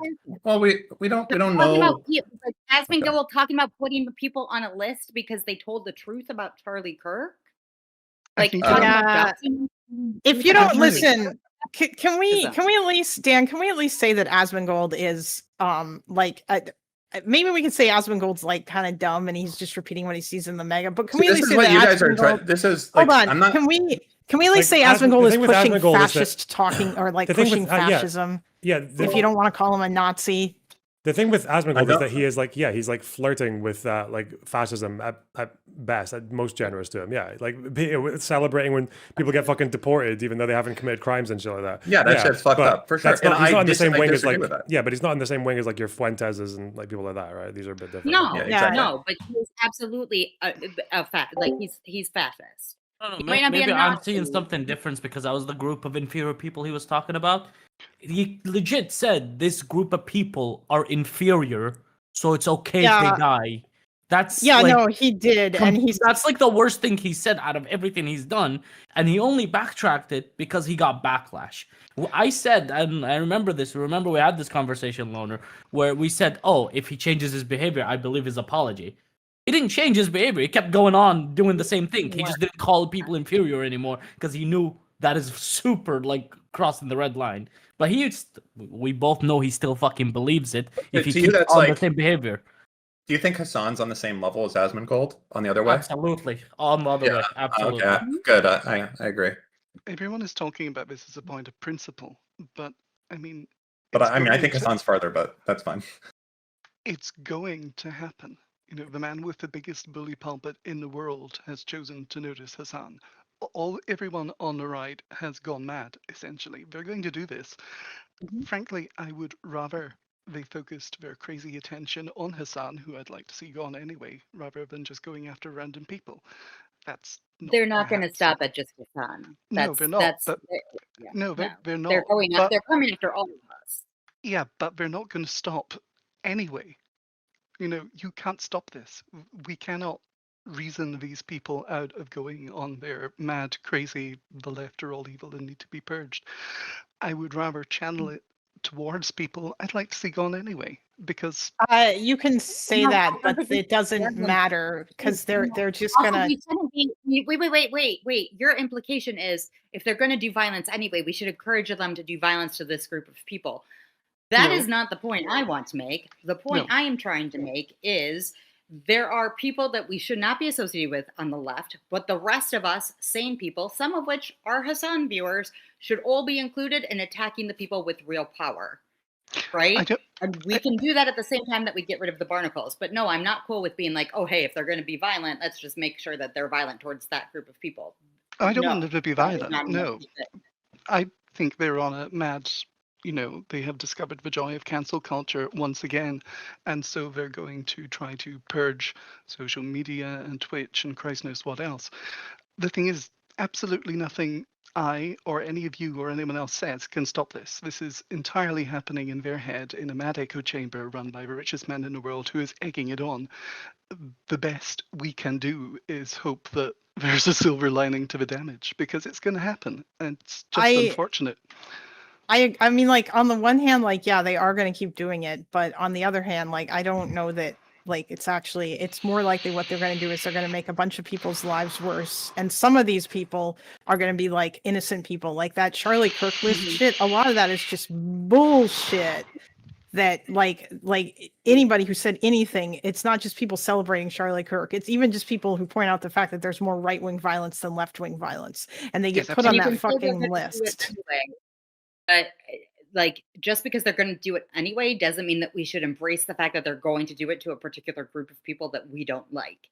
Like, that's very dangerous, because that will just give them more power to do it to the rest of us. They're also they're not. But like, there's also something to be said for just like having principles and being like, I would rather have those people somewhat fight with me to whatever extent they will, than to say like, oh hey, not me, I'm one of the good ones. Go get that lefty. Yeah, I would rather that. The thing is that like it doesn't, none of this matters at the end of the day. It doesn't even matter, like, really, to the right. It doesn't matter what we do to the tankies or whatever. They are always gonna, like, I don't know how old everybody here is, but I'm old as fuck, and I remember the Bush years and I remember the Obama years, and for as long as I can remember, Republicans have called Democrats socialists and communists. Sometimes they've even called them fascists. In fact, this goes back to even before I was born. This association of the Democrats with, like, saying that they're soft on communism during the Cold War. This is a thing, even when we're just talking about garden variety liberals. And you can still see that today. If you go on a debate panel or you watch any debate panel that has fucking Andrew Wilson on it, this guy will just blatantly come out, like, he doesn't care about the distinctions. To him, everybody on the left is all commies and fucking, like, there's no difference between any of us to him and to the rest of the conservatives. So, like, it doesn't, like, that doesn't matter. Like, MAGA is kind of like a lost cause in that regard. Like, we're not going to convince them of anything. Like, I think that it's good in order to, like, for normies or whatever, and to, like, bring young voters to have a better media environment on the left. But I don't think that, like, and also, like, this purge and cancel culture thing is going to affect a whole bunch. It's going to hit every, like, a fuckload of people who don't deserve it, and those people are potentially going to lose their jobs. But that's like it shouldn't be looked at through the lens of, like, how MAGA will behave. It shouldn't be like that, right? It's like with someone who let's say some guy gets fucking, his partner breaks up with him, and then a year later you're, like, telling him he should, like, go to the gym more, or, like, keep up or focus on his career or whatever. And he's like, okay, yeah, because maybe that'll get her back. It's like, no, you fucking idiot. You do that for yourself. You do that on principle. You do that because it's good for you, not because it'll, like, influence the behavior of someone else who's, like, long gone. It's the same with MAGA, right? Like, it doesn't matter what happens to Hasan or the left or Democrats or tankies, like, with regards to what MAGA does. MAGA will do the same shit regardless.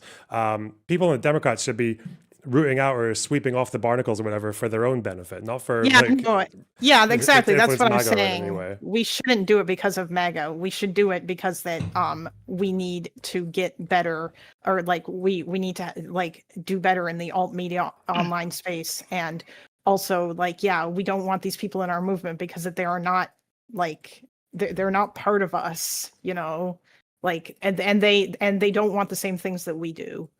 Just this whole thing reminds me of this stupid fucking thing we have in Israel, where you have Belen and you have Ram. Ram is actually working with other parties, willing to work with other parties, and then there's the fucking virtue signaling retards, Beled, who are like, no, we will never work with you. This is an occupation. We boycott everything. Like, they have power, they get votes, they get seats, and they don't do anything with it because they don't give a fuck. And that's pretty much what you're having to deal with on the left here. Some fucking retards that don't really give a shit and just like to fucking spout bullshit that doesn't help anybody, and it actually just, like, benefits the party you're supposed to be pushing against. So I agree with all of that.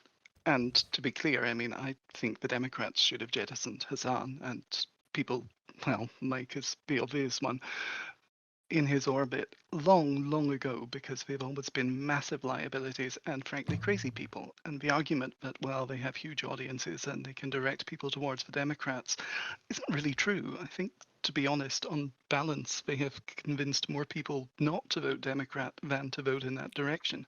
So there's literally no good reason for keeping him around. My point with this is, again, we're talking about principle, whereas I'm talking about simple reality. This is going to happen. Absolutely nothing, anything anyone in here does or says is going to stop it from happening. I will not castigate Dan for attempting to shine a light onto Hasan, because frankly he should have been gone long ago, and if this is what gets him gone, then fine. I'm not But Dan's encouraging doing something different than what MAGA are doing, though. I would argue. I hope Dan is doing something different than what MAGA are doing. Yeah, I don't really pay that much attention to Twitter or, like, know necessarily what Dan is doing, but, like, I do see Hasan saying things like, you know, I hate Tucker Carlson, he's a white supremacist, but everything he says for the next 5 minutes is fire. Right. So I kind of like, I just like, when we're talking about fighting against Hasan specifically, I don't find the argument of like, you're giving too much grace to right wingers that compelling when it comes to Dan, but I also haven't seen exactly what he's doing. So I think he's a bit soft on Asmongold and Tectone, Dan. Yeah. Well, I mean, Just a And I'm little like, bit. you say that, he if you is, say but I'm, it sort of feels like Hasan has set that rule of engagement with his own behavior, I guess, is what I'm getting at. That makes sense. But maybe that's a bad argument too. I don't know. I just, I guess I sign up that like I'm never gonna have the perfect ally, and imperfect allies. If I have a goal, which is to change one of the most foundational social media sites that that affects kids, from, in Dan Clancy's words, 8, 9, 10, 11, 12 years old. If I want to have the ability to shape that, that I should be focused on that goal, and being focused on that goal means sometimes having imperfect allies to get that accomplished.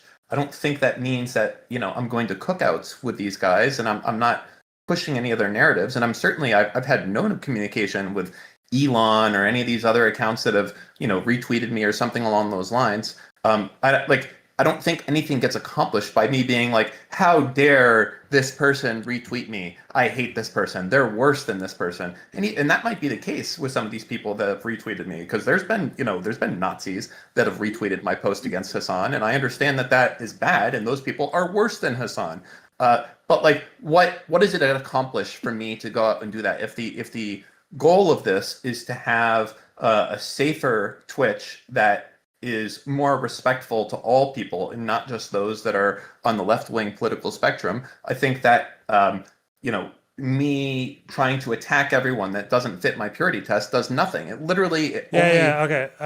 I feel like I can to make go a few ahead. more of your Speak for arguments. me. To me, I will speak for you. Fuck, because one is No, I'm like bad. you don't, because you're not in a position to grow any of these people. That's one, Okay. and it also seems to be that like if these guys can spread some word that influences the behavior on Twitch, then it doesn't. I don't really know what they would do afterwards that would like. I don't know, like you've created a monster or anything, but now that like Elon Musk has his eyeballs on it, is there maybe not like a fear of something like Asmon or Tectone or people like Elon have too much influence over the switch over at Twitch, that what you actually get is just like the other flip sides? Like how would you feel if like Elon was actually able to influence the behavior on Twitch, and then Dan Clancy's gone, Hasan probably gets banned, but now Elon controls Twitch? Or something like that. Yes, that's a great question. So here's, and I've thought about this too. And the question is, what's worse? Okay, in the scope of things, is it a site that is so blatantly one-sided that they're only allowing, like, let's say that you are. Stop fucking vaping. Who's doing that? Jay Wallace. Okay, I'm gonna mute you. God damn it. So the question is what's worse? Is it a site that's like a blue sky, if you will, where only one side of political narrative, social narratives, etc., is allowed, and if you go against that, you get banned? Is that worse? Imagine for myself or my children or other people that might be Jewish or share similar things with me. What's more dangerous in the world? Is it a platform that's kind of loosely, like, barely moderated, with the exception of like only really insane hate speech? Is that worse, or is it the Care Bear? Hasan can call Jews inbred all day, every day, going on years. You can ban Israel, email signups for a year silently, and kind of not apologize. Hold on. I've let you guys talk quite a bit, so hold on a second. So in my mind, I would say that there's a line to be thought about there, and I think that I believe it's more dangerous to only allow your children to be indoctrinated into far left into far left politics and tanky stuff only, and that's what is your only option by default on Twitch. On Twitch, Hasan is pushed pretty much predominantly. The CEO is on record saying that he's a fan of him. He's on the homepage. I can't even name who is the next political streamer because of the dominance that he's had as a result of Twitch's protection. So I think that's dangerous. Yeah, it's a Mike from PA, sure, right.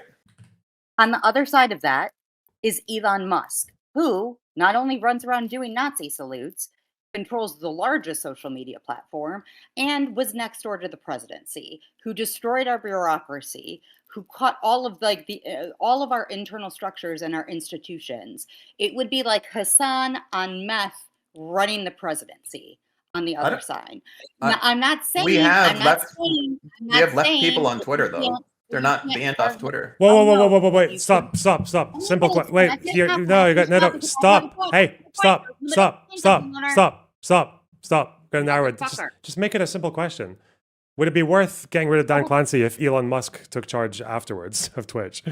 It totally depends on. Well, first off, I don't want Elon Musk to take control of it. I want Amazon to put you know what I want? I want it to be run like a normal fucking company. You notice how I'm not like complaining about Facebook every day or about Threads? It's because they're run like companies designed to maximize shareholder profits. Twitch is somehow completely insulated themselves. I don't understand. They have made the worst business decisions of all time, all to protect Hasan. It is wild. So what do I want? I want Amazon to install a businessman to run the company and make decisions that make sense business-wise. I don't want it being run political at all. I want Twitter like it was before Elon bought it. So if it can go to that, yes. Do you think that there is a specific time and place where you go after people like Hasan? That would be the other half of that question that I was getting to, right? That we agreed that we should go after Hasan. Is there a time and place to do that? Is there a time and place to go after Hasan? Or to not go after Hasan, or to take a break? No, I don't think so. No, I think now is a good time to. I think now is a fantastic time to go after him. It's gonna be a hell of a lot more difficult if things are in another way. Like Hasan, the day before Charlie Kirk got shot, was saying that Fuentes, that someone from Haas's and Jackson Hinkle's party should take care of him, take him out, or something along those lines. What do you say exactly? Do you have it on hand, Loner? No, I don't. I haven't even heard of that one. Wait, what? Wait, hold on. What is it? The day before Charlie Kirk got shot, Hasan said something. Let's see. Has Aldin motherfuckers. Let's see if I can find this. Wait, how did you say Has Aldin? That's like the American Communist Party. They're called Has Aldin. That's Infrared. You're talking about Infrared, yeah. Okay. Yeah. I thought you were doing like a play on words with Hasan and the Is Aldin Qassam Brigades or some shit. I don't know. Okay, whatever. No. I'm gonna try and find this clip for you, but it's either the day before or 2 days before this. Hasan was on stream and essentially talking about Fuentes, and essentially the cliff notes of this, and someone will find the clip in case I'm mistaken here with my memory, was, I hope one of these Has Aldin motherfuckers, meaning Infrared's party, the American Communist Party, which is a splinter of the the normal Communist Party, whatever it is, will take care of Fuentes, essentially. I'll try to look for the exact quote of where it is. Yeah, all the context. Sure it's on all the context. No, I think it's important. But so yeah, I think that there's a little bit of let's see, I'm sure I can find this. God, this is so fucking embarrassing. Look at this. What's this fucking video title? Charlie Kirk, a Socrates without a trial. Dude. That is. Wait, what? Whose video is that? Le Philosophe. He's got like fucking vaporwave Edgar Allan Poe in the background. Fucking Nietzsche. Oh God. Who is that dude? It's like some little channel. I don't even know why it's popping up. Maybe they're not even. He's actually French. Oh God. A Socrates without a trial. Here it is. It's not from the most. Maybe j'ai gardé. I know what you're talking about. Damn. Here's the clip. Don't mind where it came from, but whatever. Oh, okay. I disavow the author of the Twitter. How about that, right? No, we gotta, the moment is clear. You gotta sick like the ACP guys on him. Okay, that's it. You gotta get one of those like Has Aldink type motherfuckers to just like eat his ass alive. Let him fight. Are you sharing it in Discord, Loner? No, I'm not. We don't get to watch it. Just unmute the stream. I don't know. This sounds more like he wants. In the first half, it sounds more like he wants them to take the heat off things. Like he wants them to start fighting on, internet fighting. I don't know if it's about violence, but let's see. All of Fuentes' videos are like that. The first 30 seconds sounds incredibly reasonable. Oh, yeah. Good one. No, we gotta, the moment is clear. You gotta sick like the ACP guys on him. Okay, that's it. You gotta get one of those like Has al Dink type motherfuckers to just like eat his ass alive. Let him fight. Whatever the fuck his name is. What is it? The Albanian dude. Yeah, that's nothing to me. That's nothing. That's just. I think Has. And then there was the day before, or sorry, it was literally the day before that Hasan retweeted a post saying, so you can get that close to the president. I can find that one for you. Yeah, I think on the scale of Hashandas, that's a 2, maybe at most. Here you go, Loner. Where are we? All right. I mean, if we want to go down the Hasan does calls for political violence. No, I mean the fucking Shinzo Abe gun is a thing. This humor a bit close to the sun. But this was after he died, wasn't it? Yeah. No, that was before. Before. The day before. For protesters to get removed from a DC restaurant. All right. And then Hasan retweeted the top part. So you can get that close to the president, huh? Hasan doesn't or hasn't advocated for political violence. My point is MAGA is the bigger threat. And I don't see enough of us lining up against MAGA. And I understand. I've already explained this. I know. I think that we just have an unresolvable disagreement. And it annoys me that people don't see MAGA as the bigger threat because I feel like it is just terminally online to think that Hasan is more dangerous than the president of the United States. Nobody is saying that. That's stupid. No one said that. It would be stupid, except for the fact that you just aligned yourself with Asmongold. I haven't aligned myself with anyone. The question is, I haven't disavowed them. Is what you want. You want me to purity test anyone that retweets me. No, I want you to say like Asmongold thanks. Well, I'm not going to. No, I'm good. Yeah, you can do that and be politically. You can do that and be politically ineffective and yell into an echo chamber of blue sky, and I'll go out here and get millions and millions of views on the issue that I think is important. That's fine. I think we can all agree MAGA is the bigger, if you will, existential threat. But the more important point is there's absolutely fuck all we can do about it. I mean, that's not. What do you? I mean, there's stuff that can be done about it in the midterms, and like the Democrats can like work on messaging and improve and like the media environment until then, and like there's all kinds of stuff that like has to be done in order to get ready. The Democrats can fight against MAGA tooth and nail. Yeah, 18 months from now, you have a chance to put the brakes on somewhat. But you're not going to if there are people like Hasan, who is getting all his stories everywhere being associated with, if you like, the left. But you're not going to if the people like Elon Musk and Asmongold are out there too, because they also, like Hasan might can create apathy that keeps people from voting, but Asmongold supports the power structure that will physically stop people from voting. You can't stop them. Asmongold is the largest political streamer on Twitch now. He long dwarfed Hasan. That's yet another reason for allowing Dan to shine a spotlight on Twitch and try to take the bloody thing down. It doesn't matter if you're talking about Hasan or Asmongold.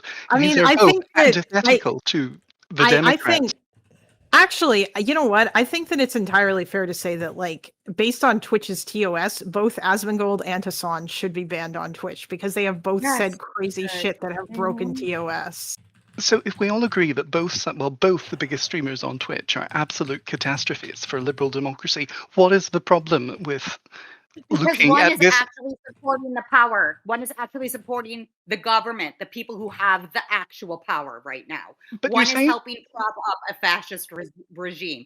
The other one would be bad if he had the power, but right now he is not associated with the actual people in the government who are taking away everybody's rights as we speak and black bagging people and sending them to El Salvador. So yeah, I feel like the people supporting that are worse. I don't feel like that should be a spicy take. That's fine, and I agree, but you can't do anything about that, and neither can I.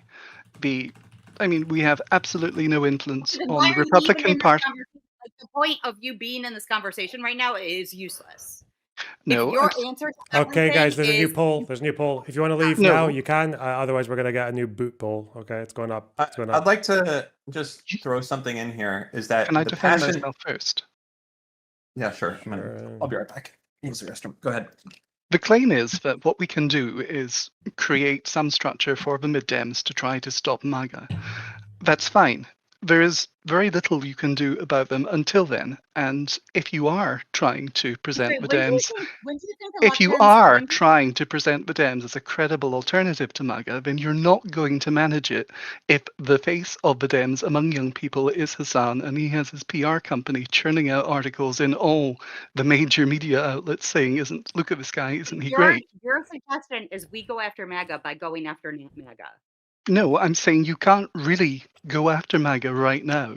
You have to beat MAGA at the polls. You have to beat MAGA at the polls. And you can't do that if your party looks like a bunch of lunatics full of people we're like back to Hasan. the party looking like a bunch of lunatics. That's some terminally online bullshit. Hasan is not changing anybody's grandmother's mind. It's not happening. Hasan The people that we need to get are the people who voted for Obama and then Trump and then Biden and then Trump again. Those are the people we need to get.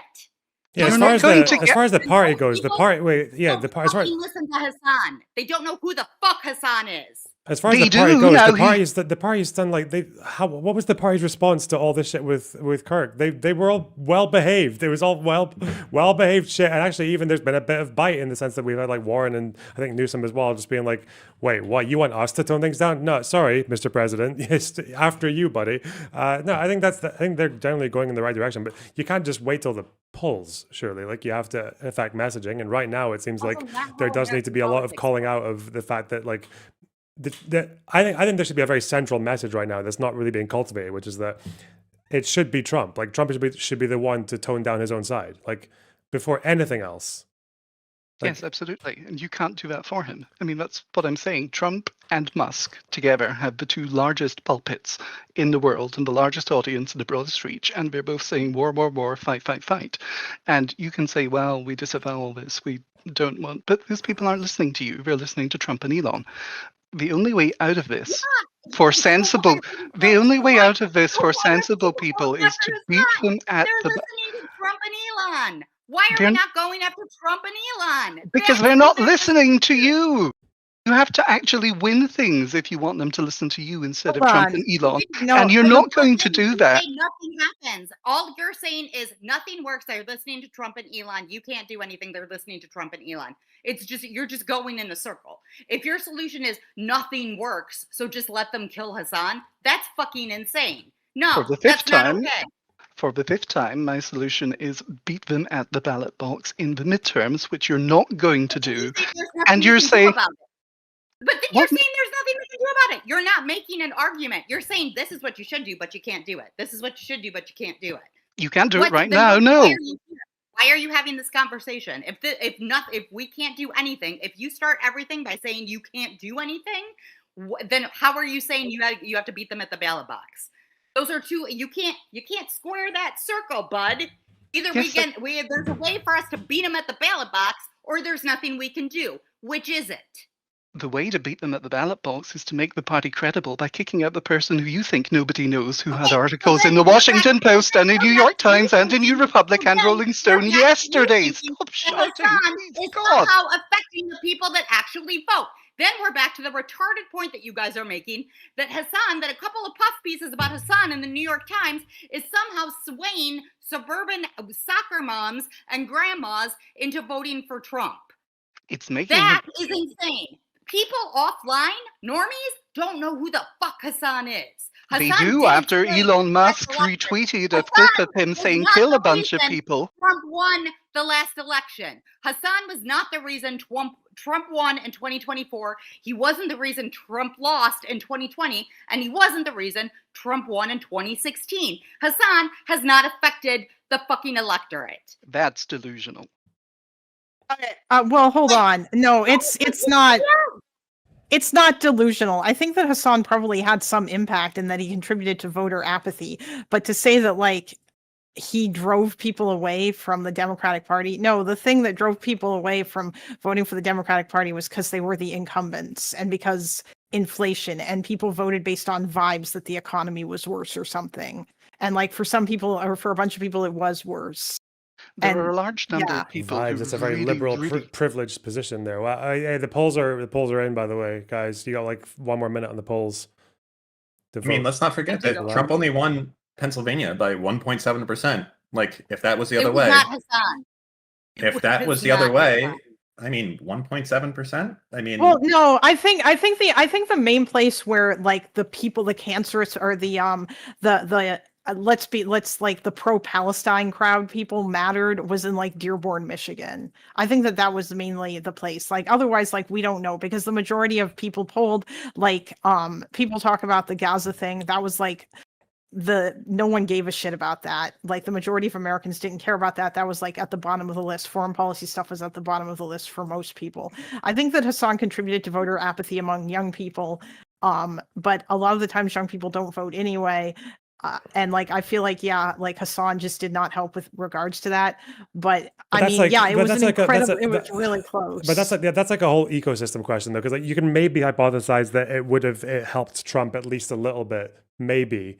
That so much of the alt-left media, which is very popular, basically just produced voter apathy among a lot of potential voters in these swing states. Like there might have been enough abstinence from the like Free Palestine left that maybe Trump, like that maybe that helped him get tipped over amongst a bunch of other things. But you're never going to get data on that because it would be on abstinence from voters. It wouldn't be from Jill Stein defenders. You're never going to know, but you can just judge it on its merits. You don't need to judge it on whether or not it would have changed the election results. It probably didn't change the election results. Do we know how many write-ins there are? What do you mean write-ins? Do states track write-ins? Like write-in as opposed to yeah, I think they do, but I think that like a significant number of people have to write a specific thing in order for it to like be anything that they feel the need to record. Otherwise, I don't think that they care. Maybe they might track write-ins as a category. I think it depends on the state, probably. I think to Loner's point, there is an unwillingness among people on the left to acknowledge just how much the sense of apathy, which many leftist figures cultivate, actually harms their chances.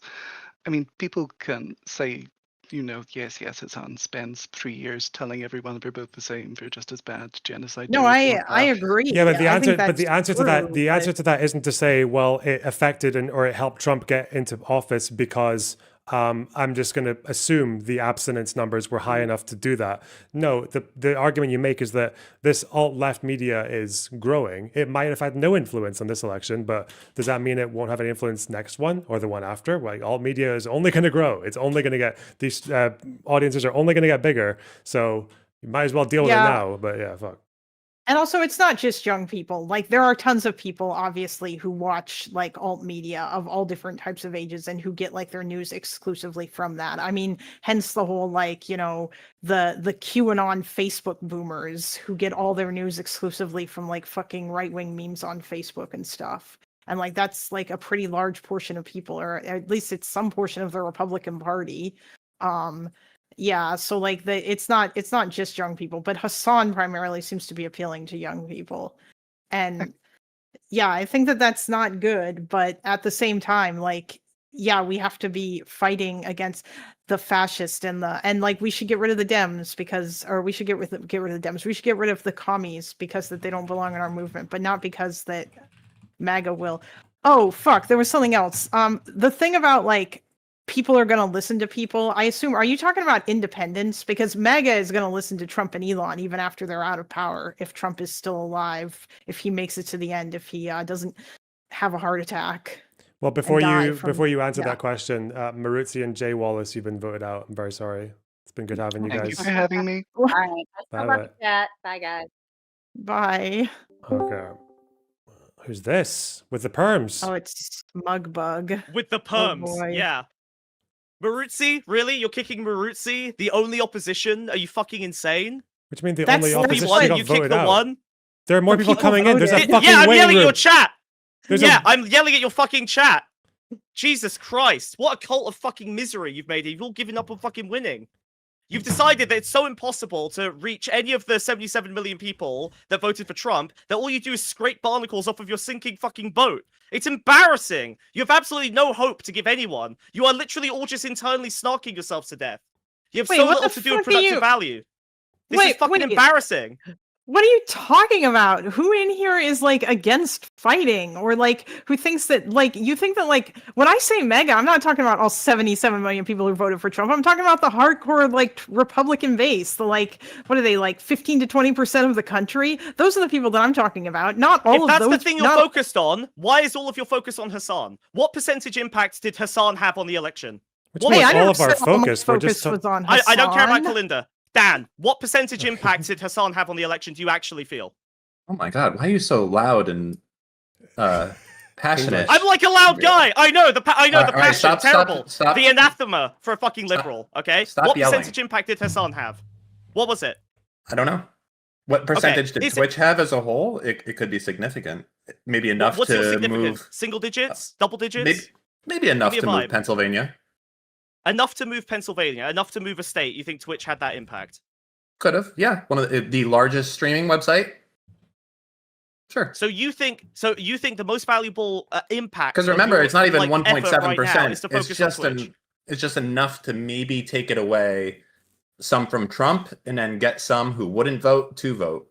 It's possible. Okay.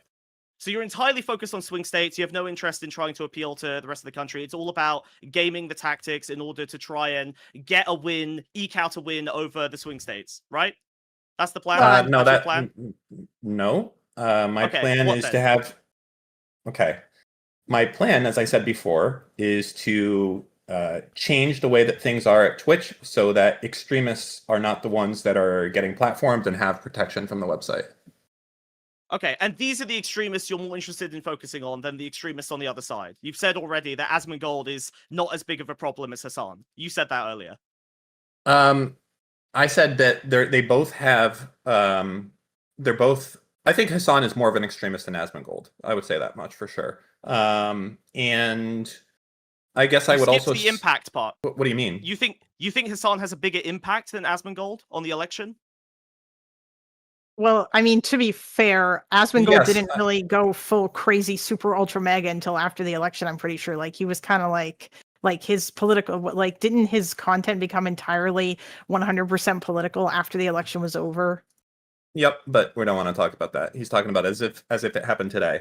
So yeah, obviously. As if we're looking at the future, yeah, right. The next election, not the election we can time travel back to. Yes, the next one. Well, I mean, right now, okay, fine. Then right now he's not streaming at all, so I win. Right? Do we want to go off that, or are you assuming not again? Streaming at all?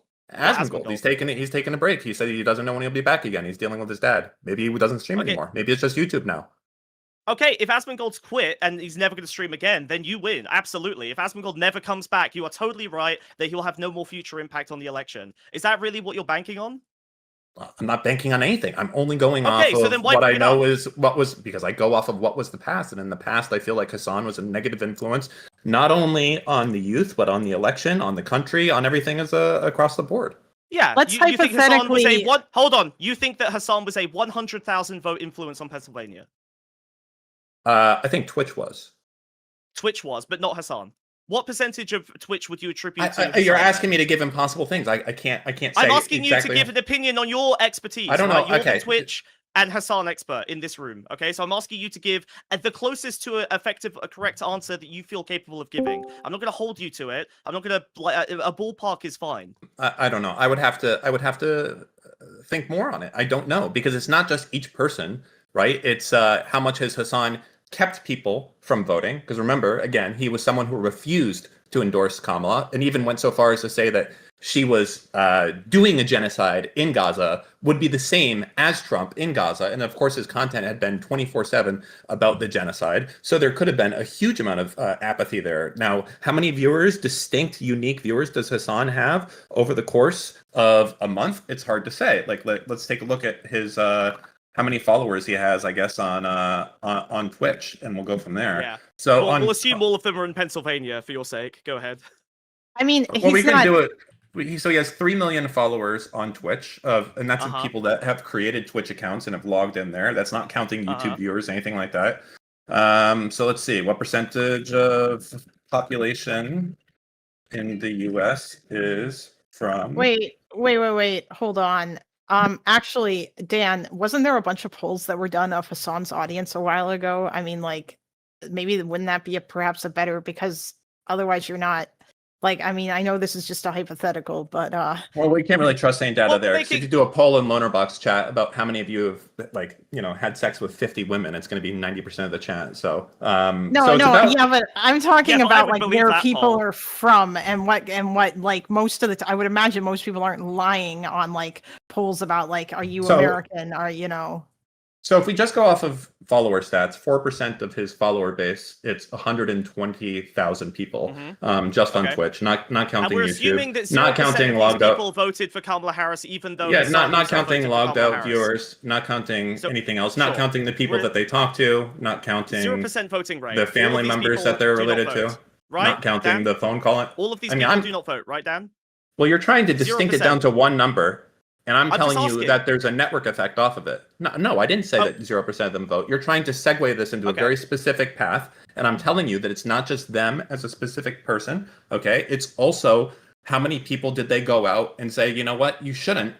Kamala is doing a genocide right now. You shouldn't do this. So what is the network effect of each of those persons? How many doors did they knock saying that you should actually vote for Jill Stein or whatever it would be? It's not just this one So one-off that did they vote. The Hasan Smug, shut the fuck up, anti-Kamala okay? Harris canvassing Smug. efforts, really? Smug, shut up. That's what you're Shut up. attributing it to now. Shut up. First of all, change your weird profile picture because you stole my hedgehog. Second of all, this shouldn't just be a campaign against Twitch. This should also be a campaign against TikTok because this is just like TikTok and the brain rot I and understand. Twitch on There's top. definitely there's definitely problems with other social networks. Twitter is horrendous. TikTok is horrendous. But I can say that where I can have the most impact and where I'm the most knowledgeable and where I have the most people that are interested in what I talk about is with Twitch. So I'm focused on Twitch. Okay. If I was all of a sudden to switch gears and drop and do a 180, or not 180, but just like to focus on something completely different like TikTok and go all in on TikTok, I would have almost no engagement. I would have no one that's interested in that, and I wouldn't be able to make any difference on. Hold on. Let me hold on. Stop. Shut up. I can make a better argument than Dan can you? for this. Yes. The Okay, reason why sorry, Dan let them fight for you. Sorry, go ahead. No, here's the, no. Let I your mean, I soldier can fight. make a better argument on this point. Yeah, okay, Sure. fine, whatever. What Dan just said is true, but you know what else is also true? Of those companies that you just listed, Twitch is one that he actually might have a chance to like do something against. Elon Musk has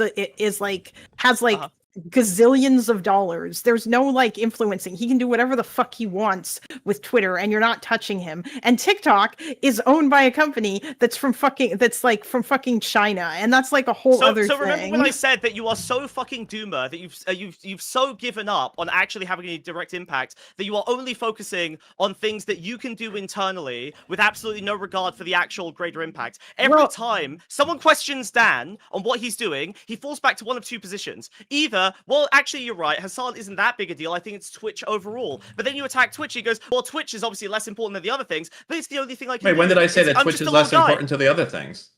I've been pretty consistent that I'm focused on Twitch. Don't put that words in my mouth. Hold on. Okay, Also, so you I said think that TikTok and Twitter is more important, but that you cannot affect change in either of them. So you're just focusing on Twitch, even though you admit that it is the lower priority. Oh yeah, of the three. I'm what you call not delusional on this. Like, so you know how like you have very little influence and you're not able to really accomplish anything except try to moral police or say you shouldn't talk to this person. That means that you can't change anything. You can't do anything.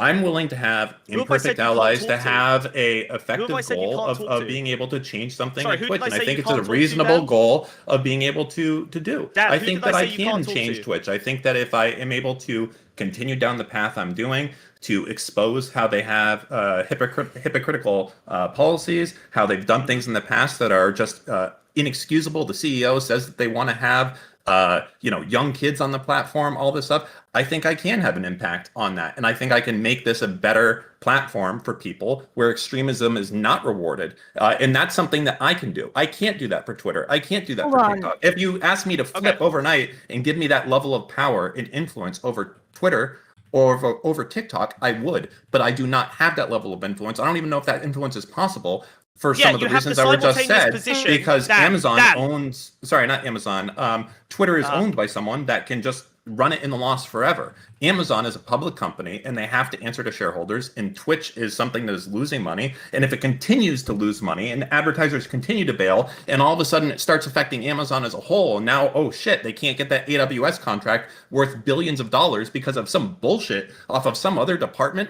something with Hasan and a streaming site. What is that? Do we even own that thing? I've never even heard of it before. Then yeah, I can have an impact on that. I can't have an impact like that on something where Elon will just run Twitter into the ground and never give a fuck ever. Yeah, you hold the simultaneous position that it's not important enough for it to be everyone's focus, but it's important enough for it to be your focus, right? Oh, I can make a difference. Smug, this is not about like him having different priorities. This is about him having not the resources to be capable of taking another platform that is at those scales like TikTok and Twitter down in the way that he could Twitch, for example.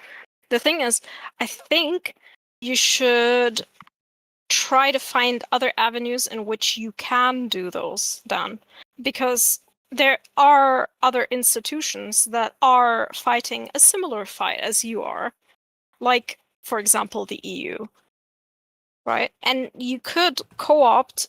The EU wants to get rid of Dan Clancy?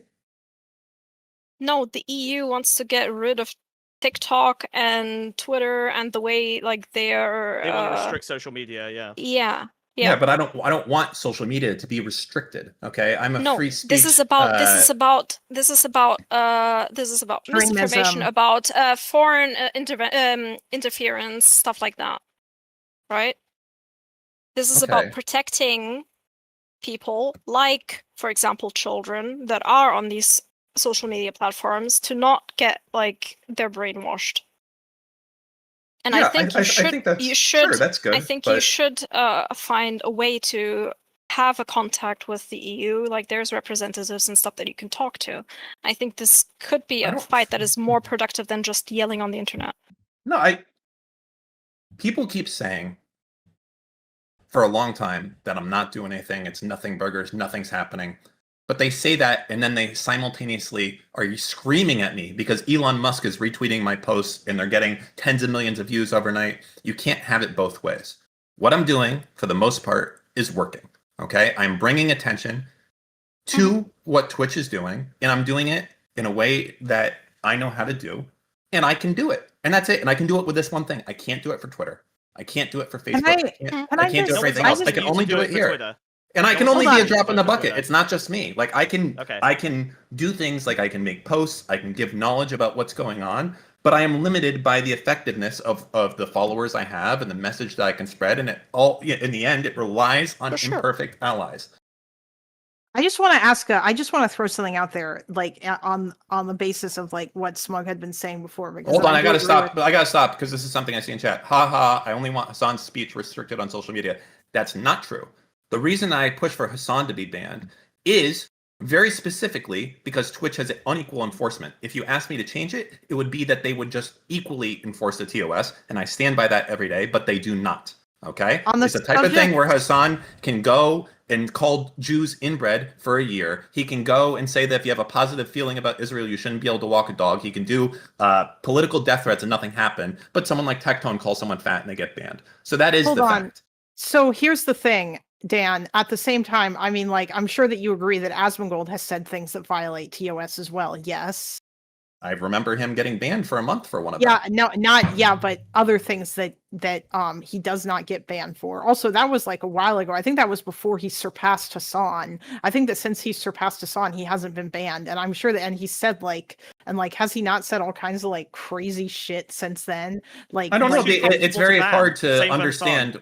It's very hard to understand where Twitch's line in the sand is because it seems to be extremely fluid and not based off of reality. So on one hand, we have someone like Destiny, who's Omega permanently forever banned because he said he didn't want to fight. I don't even remember. Called trans people inbred or something like that.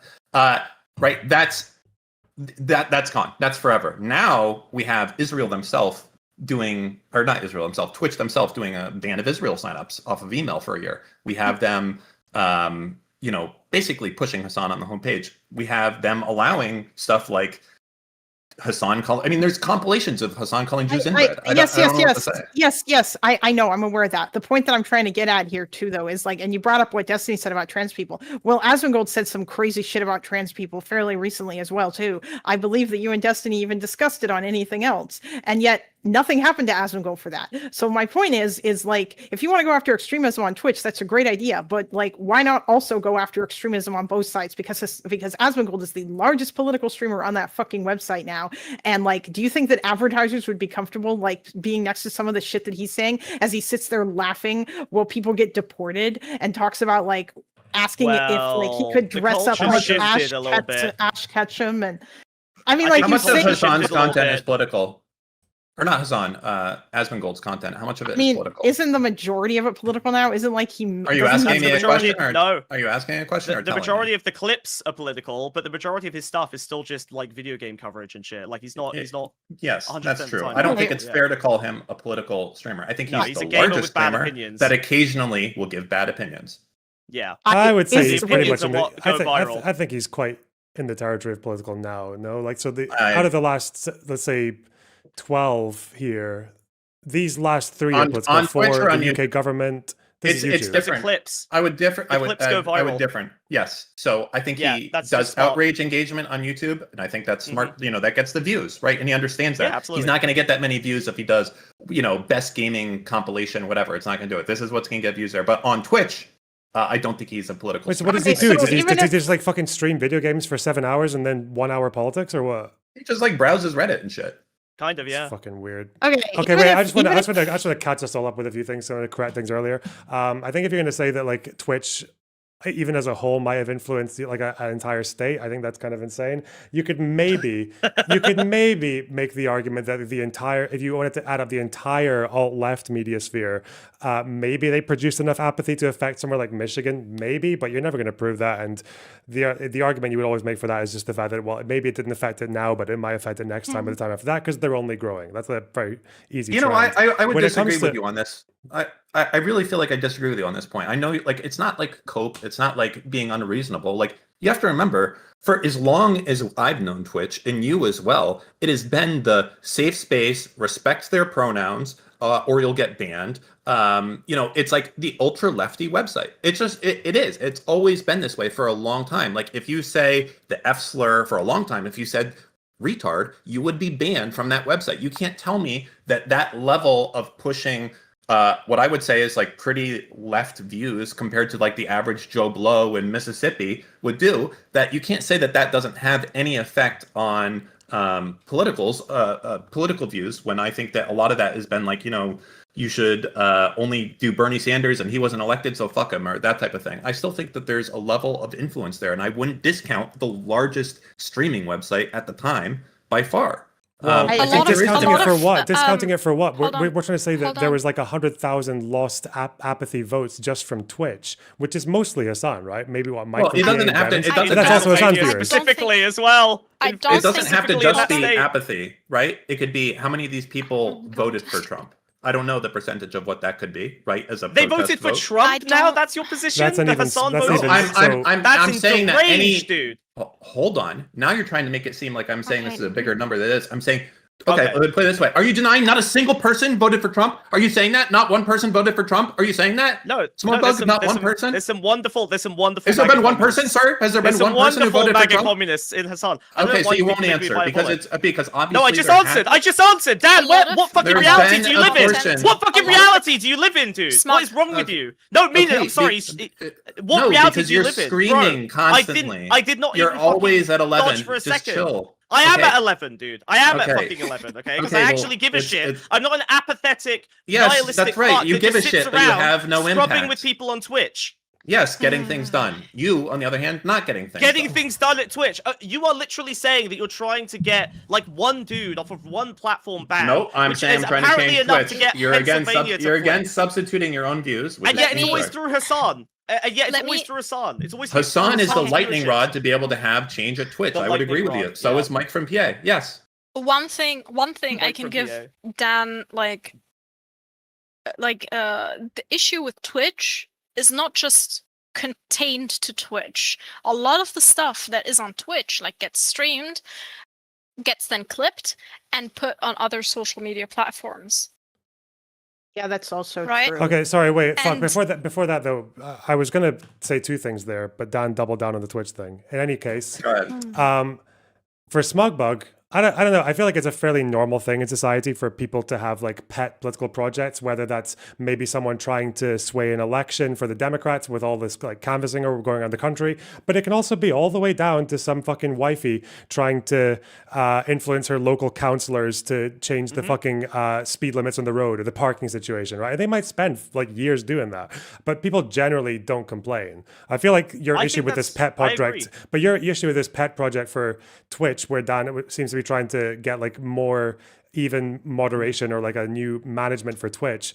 I think your issue with that just seems to be you just think that's not that bad, or because you would never have this issue with a fucking wifey trying to get rid of some insignificant right-wing local councillor, right? You'd never have an issue with that. I can explain what my issue is, okay? So Dan is himself a lightning rod that is able to gather people around him, okay?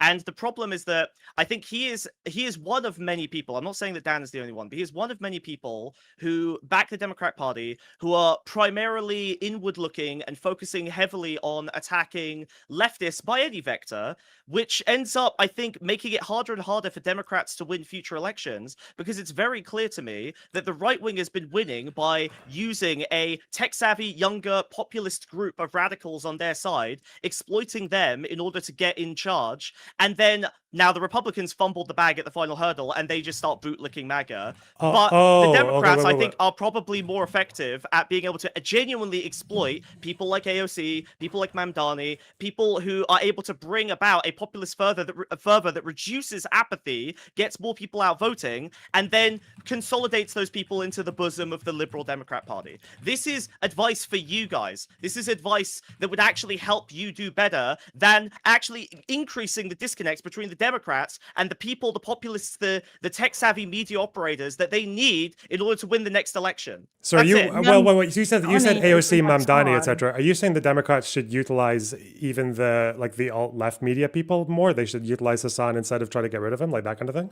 Is that what you're saying? Yeah, absolutely. They should be dumping money into those systems. Absolutely. So you think Dems not just utilize AOC and Mamdani, you think they should try to utilize Hasan to their benefit? Absolutely, yeah, and I think Hasan that's not where working closely enough with them was a fumble. That's where I think you're fucked. I think Hasan is nothing but a dead weight to this party. And again, you missed out one part of that story with Republicans, by the way. Not only did they utilize tech-savvy youth and all that, they also purged the fuck out of people, far beyond anything anyone wants to do for the Democrats, right? When people talk about purging people like Hasan or the alt-left media, it's literally people who trash the party all the fucking time. What happens if you stray one step out of line with the Republicans? Trump will blow you up on social media, and then you'll have fucking people with guns turning up to your door calling you a pedophile, right? So Republicans do actually get rid of their barnacles. The Democrats, unfortunately, have allowed people who they think are allies to just come in and sap them like fucking ticks and ruin them and bring them down. Because that's all these people do. All these people do is they bring down the Democrats. They don't help them. I think you are hyper-fixated on Hasan. You are the guys who are focused the most on Hasan. You're focused on Hasan it's not more just than about the Democrats Hasan. are. It's not just about Hasan. I talk about... For these guys, Kalinda, for these guys, it is. Every time I look at Lonerbox, it's Hasan. Every time I look at Destiny, it's Hasan. Every time I look at any of these fucking Democrat guys... He is a lightning rod for this issue. For you He's guys, the one that's for you guys. No, He's shit lightning for rod. the press. You're He's obsessed the with one him. that's there. Okay, really? What about tell me the other people that've been in the New York Times a lot over the last month. Wait. Just real quick. Name 3 people. Go. Hold on, stop. What do you mean by a lot? This is such a bullshit. Name one person. Name one. Fuentes was in the New York Times. Destiny was on CNN. Yeah, exactly. So getting shit on multiple times. Hold on. Getting shit on for both of them. Okay, no, fuck this. What? This is stupid. Now, listen. What is the point of this question? Smugbug, listen. Mamdani was in the fucking New York Times. Okay, first of all, listen. Loner doesn't talk about just Hasan, and neither does Destiny or any of the other people here. Yes, Hasan gets yeah, it's just 1 hour of clips amongst 7 hours of video games that gets clipped out and outreach farmed. Yeah. Also, Wait, French what? Give me some on the fucking left. credit, Smug. I make enemies out of all the fucking like far I know, buddy. I know. Rivers of the Sea left. It's But that's the problem. everyone. You keep acting like it's unproductive, but then when I push you on it for 1 second, you're suggesting that people that I go after would be useful to the Democratic Party, which is fucking delusional. The problem that you actually have when you say, "Oh, you just talk about Hasan so much," is you don't think these people are that bad. It's that you kind of like have a sympathy for them. That's the issue that you have. I don't give a shit. I don't give a shit about Hasan. You don't think you really? You don't think you just have a bit more sympathy with his positions than I do? He said we should dump resources into them. To be clear, I didn't say Hasan. I said we should dump resources into populist, media-savvy leftists. I didn't say Hasan specifically. Okay, if you can't, if I don't get to tell you to Hasan, you don't get to. You definitely. Hasan is literally the populist leftist. Name someone better than him. He's number one. Can you name? Maybe they could start by backing fucking Mamdani. How about that? Maybe they could actually genuinely reinforce Mamdani instead of. Mamdani's a politician.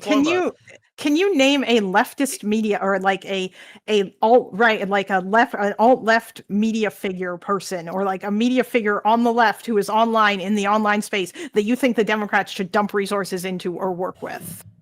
Do you know what? I really can't, and it's probably because they've been starved of resources in a way that the right wing never is. The right wing always dumps money into their extremists to see what works. The right wing is always more experimental with their capital. They have way more money, for sure, but they are also willing to experiment and take risks with it. Yes, I can't, and it's because there isn't investment in these areas. There isn't investment. No, I'm saying you can't name one. You can't name. You can't, like... Are you listening to me, Kalinda? You have not given them any fucking money. Of course none of them are big enough to be valuable. Of course there's no fucking opportunity there. I'm not talking about whether or not they're big. I'm saying name one that you think the Dems should dump money into. They don't have to be big. Just, like, give me a name of, like, someone who, like, you are aware of or whatever. Are you talking about people like Kyle Kalinske or Crystal Ball?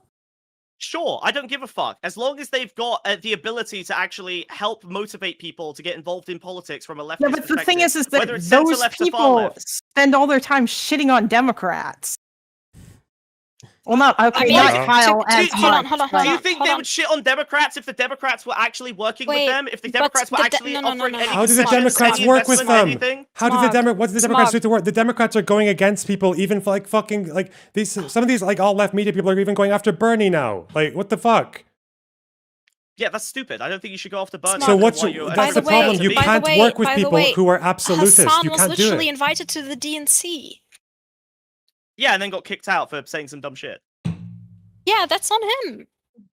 I get that. I didn't say that we have to give money to Hasan. I don't know why you guys are also fucking brain broken on Hasan. It's the only guy in the world that exists to you. I'm not talking about Hasan. I don't give a shit about Hasan. Didn't you earlier say like people like Hasan, or Loner asked you directly, do you think we should work with people like Hasan? And did you not say yes? Gaslight you on it now. That's what's happening. I'm not trying to gaslight you. I said populist leftists. Yeah. So if Hasan is not the guy because he's already so big that he doesn't even require any fucking help from the DNC. He can just selfishly make his money the way he's always done. Yeah, do you think that the DNC should work with him and do outreach towards him to try to win his audience? Is like I think more what Loner was asking, not necessarily just dumping resources in. What? Sorry, you think yes? You think the Democrats shouldn't be trying to win Hasan's audience? Are you insane? No, they shouldn't. Because the thing that you need to do to win Hasan's audience is fucking mental. And that would alienate your more moderate voters. No, Mina, for fuck's sake. Lonerbox, this is the fucking problem. And you have the exact same opinion with MAGA. Right now, you've got 77 million people that are basically worth ignoring because they're brain broken, they're in a different reality. They basically don't exist to you anymore. No one's 77 million. Tim Waltz! Tim Waltz fucking said it! That's the Democrat position! Okay, Tim Waltz fucking said 77 million people are lost. There's no way to reach them. 77 million people yes! are MAGA. No, he said 77 million. He on fucking Gavin Newsom's podcast, okay? Tim Waltz fucking said that. So unless you're going to tell me that Tim Waltz is not an establishment Democrat as the VP of the last fucking candidacy, you can fuck right off. If he said that, then that's fucking stupid because that is not like... That is him, Tim Waltz. I love him. I love this guy. Listen, Kalinda, I love Tim Waltz, and it's because he's a sweet, naive man who says what the Democrats really feel. Okay, he says what's actually being felt, which is that it is impossible to try and reach out to MAGA. Now, Lonerbox is saying it's impossible to try and reach out to Hasan. Where the fuck are your electorate going to come in if every time you run into a group you disagree with, you just give up on trying to change minds? You need to win the votes of the people in the middle, of the independents. They're the ones who yes, decide things. the people who don't vote. Yeah, we'll just keep trying to appeal to an apathetic center. Enough of them voted for Trump this time. Yeah, that's why I'm saying nobody is saying, or at least no one in here is saying that like all 77 million people who voted for Trump are lost. Also, excuse me. That's not even. I don't know why that's a meme. Voter turnout in 2012, 2016, 2008, 2004, 2000 was all 50-55%. 2020 was 62.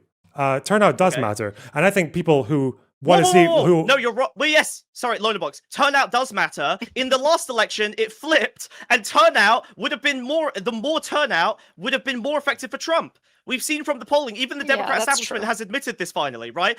Disenfranchised, lower engagement voters are more likely to vote Trump. It's the fucking trend is flipped. So now if you got another 10 million voters, Trump would have won by a larger majority. And anyone who disagrees with this is disagreeing with the Democratic establishment who's run the polling and has fucking confirmed this. Ezra Klein is fucking saying this. Derek Johnson, the abundance cucks, are saying this. This last election was kind of exceptional in the fact that if you were an incumbent, Black you were Swan always event. going to lose. Multiple Black Swan events in a row. Yeah, you're right. What, Sorry, wait, what? Sorry, wait, what? Multiple Black Swan events? I was talking about this election.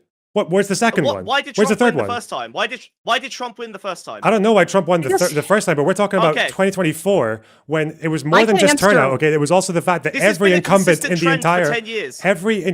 entire fucking like G7 or even the G20 in the last 2 years of that election were losing because of the inflation crisis, and the economy was number one reasons for. Not Hungary, not people who were anti-immigration and leftist or anti-immigration and right wing. There was no trend. Parties. There was no trend. What are you talking about? There was no trend. The liberal incumbents in Poland lost. What do you mean no trend? No, there was no trend that you can recognize. Okay, Denmark were able to hold on to it, and it's because they have economic left. Well, no, actually, they did fine. The Once again, if you're gonna bring up Denmark, you have to also mention that they always work with a minority government. Smug. We've talked about this before. They were still in power. They literally were still able to maintain. They didn't lose share. Denmark works differently. They know how to work together to make sure politics happens. Well, yes, Mina, that's exactly what I'm saying. I'm saying that Denmark like works differently. in other countries. I get that, but maybe we should look to the governments that were able to maintain power during this supposedly, kind of like this inflation crisis that affected everyone equally. Maybe we should look to the countries that were able to maintain power and what they were doing as an example of what is possible to do to prevent that kind of a thing happening again. Can I, I'd like to reframe this. I have a question. Yeah, sure. So, of course, I feel like I'm a specialist, okay? And I would say that quite firmly. I created, a site very similar to Twitch before Twitch. And I think the only real impact that I could have is in that specialty. And I think a lot of criticism that people have is saying, why are you focusing on your specialty? And it's just because I would not have any impact outside of my specialty. If I was every day going to bat saying like, hey, we need to do this, we need to do that, that was just general democratic or some local politics or something, I'm going to have no swagger, no movement on that whatsoever. However, if I push on the issue of Twitch rightfully being misran and driven into the ground and doing what I believe to be bad ideological policies, what would you have me do instead? You know what? I think he just asked me a question. Okay, shut the fuck up. Okay. What? And you know what? Listen, I want to build a bridge, okay? I agree with Dan. If he agrees that effectively he is useless in all other situations except for this, that all he can fight on is this kind of pointless side issue that he himself doesn't agree has similar impact to Twitter or TikTok, doesn't have an impact that is actually going to impact an election. I mean, he basically is forcing himself to believe that and no one believes this, that him fighting Twitch will maybe get another 100,000 voters in Philadelphia. If this man is useless in all other circumstances outside of this one, then I agree. Go work on this issue. I'm not saying that I'm useless outside of this. Well, you no, have. Well, I'm not saying I'm useless. You're just saying you're a little guy. You're taking it to an extreme. You're taking it to an extreme. What's the moderate? What's the moderate? You're taking to extreme, saying that I'm useless. I don't think I'm useless. I think that I have a 10x multiplier working on this particular issue, and I don't know what impact politics would be if we didn't have the #1 political streamer, that meaning in the political category, saying that and also I guess a part of this as well is that I do care about Jews being demonized, and I think a lot of that is coming from the woke side of the party right now. I think that they're doing more to normalize anti-Semitism than the right is. I think Nazis on the right are rightfully stigmatized, and some of that happens. But I think that normalization of anti-Semitism comes much more so from lefties who just basically equate Zionism to anti-Semitism so much that it becomes indistinguishable. So I feel like in this instance that I'm having a dual impact. One is I think that I can make things better for Democrats by hopefully ejecting these people that are bad faith. And then secondly, I think that I'm doing things better for Jews in general, meaning that I'm stopping the normalization of anti-Semitism by falsely equating it to anti-Zionism, which again is something that applies to like 90% of Jews worldwide. Like I don't know what else I would do. I'm not saying I would have no impact if I just said, you know what, tomorrow I'm going to be all about Miami politics and that's it, moving forward, and that's it. And I would have some impact, but it would be like 10x less, if not more than that, on this issue, which can have a huge impact as opposed to local impact. Okay. So, Let's hold actually, on. I like this. Hold on. I like this idea that you want to focus on the areas that you have the most impact. But you're a fairly wealthy guy. You're fairly charismatic. You have a platform already. You could literally be doing more in local Miami politics than the end impact of this. Even if you were to get Hasan banned, you tell me what happens the day after Hasan gets banned. That's not. He said multiple times that that's not what he's. That's not his goal. His goal isn't whatever. to get Hasan banned. He wants the platform to get all reformed. the populist. Sure. He wants the platform to become reformed. So I'd let. Okay. Yeah. I guess the answer, what happens if let's just substitute Hasan getting banned. Let's say Hasan's still there, but a new executive team comes in, a new trust and safety team, a new CEO. And now it's turned into more of a, let's say a Facebook or a YouTube. I think those are both good things. Both of those guys, it's not like Twitter. It's not the Wild West. You say the wrong thing or do the wrong thing, you'll get banned there on both of those platforms. So let's say it turns more into that, which is what I would like. I think that would be a good outcome. I don't think that a lot of the stuff that Hasan has done in the past would continue to be allowed, meaning that would be good. So the really things that you hate the most about Asmongold, he would have to stop it. Because if he didn't stop, he would get banned. And that also applies to Hasan, meaning the calling Jews inbred, all this type of stuff, any positive feelings about people in Israel, you shouldn't be able to be a dog catcher. All those things, they wouldn't be allowed moving forward. And I think that's a good outcome. So if that was to happen, I think I would be done with that. That would be mission accomplished. So you think Hasan will stay on Twitch and just become less openly radical and conform his political beliefs? I think so. Yeah, I think his viewership would tank if he went to YouTube. I think he's very heavily promoted. I think he might by the Twitch staff. diversify more into TikTok, but that's why I kind of. I don't think it would actually. Okay, because I don't that's agree kind with you of guys, why but that's I fine. want. Okay, that's fine. I think he would stay on Twitch, but I think he would still diversify more onto TikTok. I think that he would probably just stop watching he would.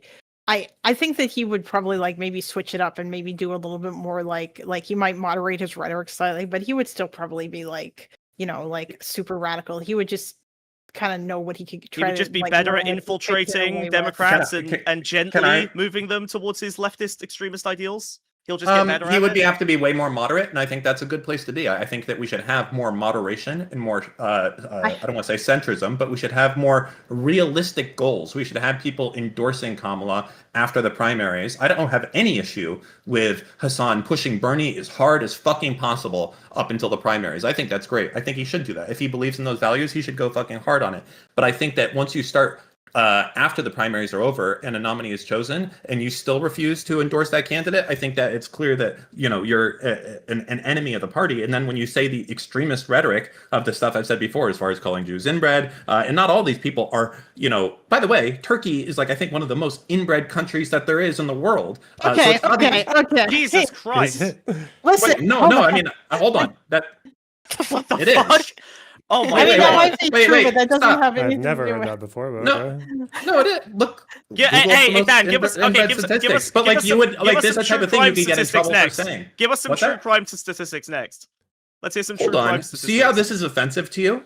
Imagine how it feels to me that Hasan has been able to say Jews have been inbred without any punishment. I think that's bad. I have more smoke for the left on their. Do you see how that feels? Than anyone else. You see how that feels, right? You we were rightfully all ready. are not- You were ready to fight back and be like, "What the fuck did you just say?"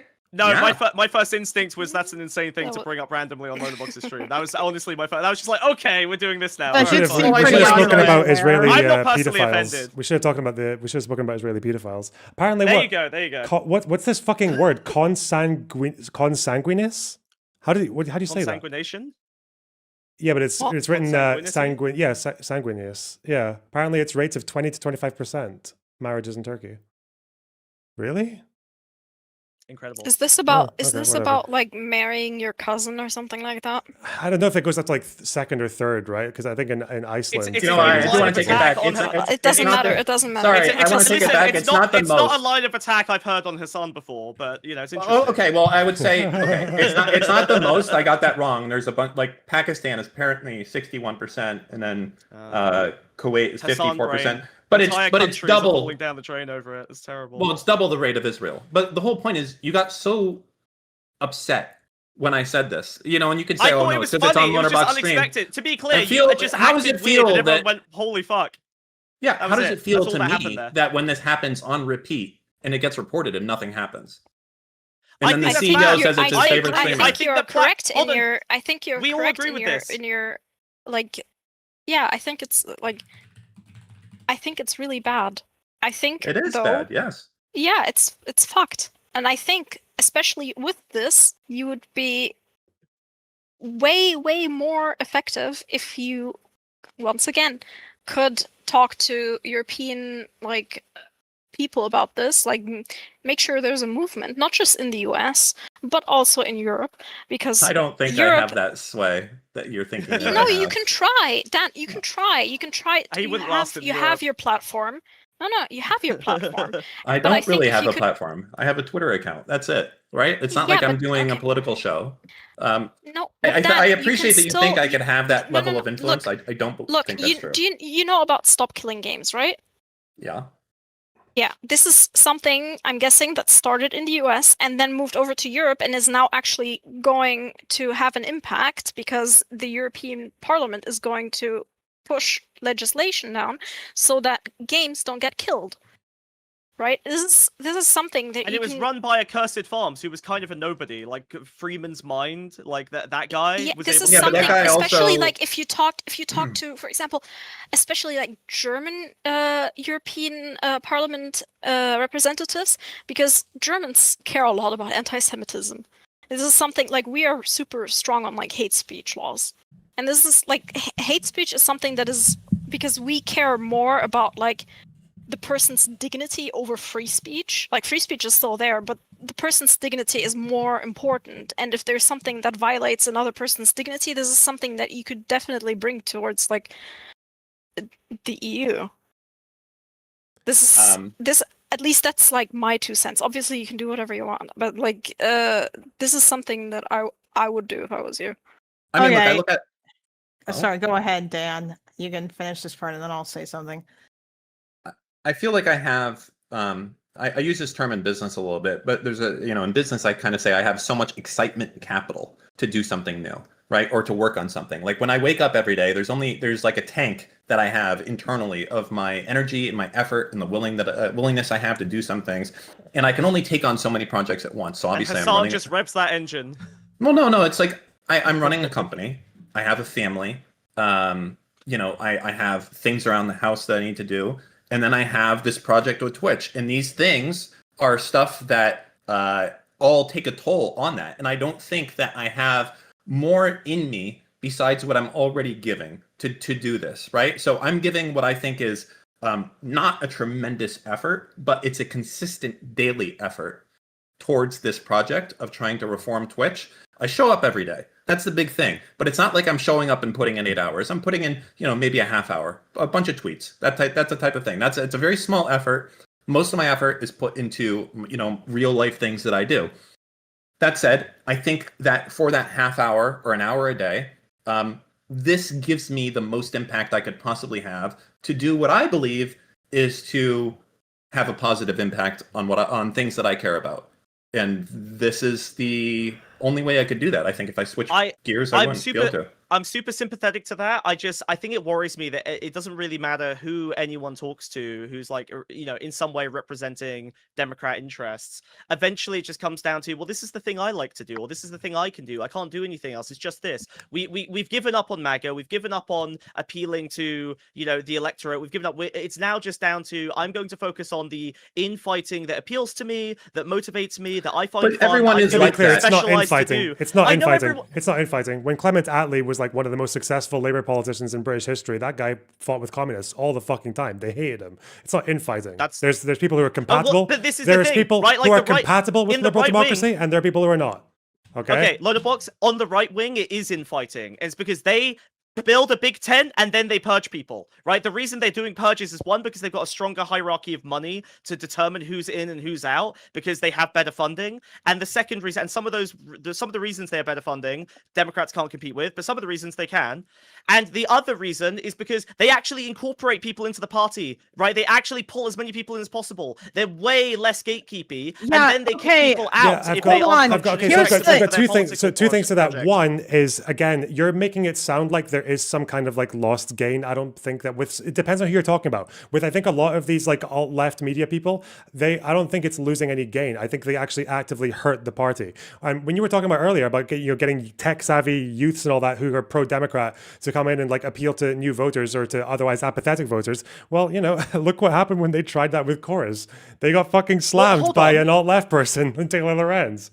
Wait, but Gavin Newsom has literally been doing that quite successfully. He's pulled in a tech-savvy, kind of like a better group of communicators who are actually able to fight MAGA because they actually understand the technology. They understand and the platform, who's so they're able to shitting on Gavin Newsom? The other people that you would like to appeal to? I don't know who is shitting on Gavin Newsom. It's the people that you would like to appeal to, by the sounds of it.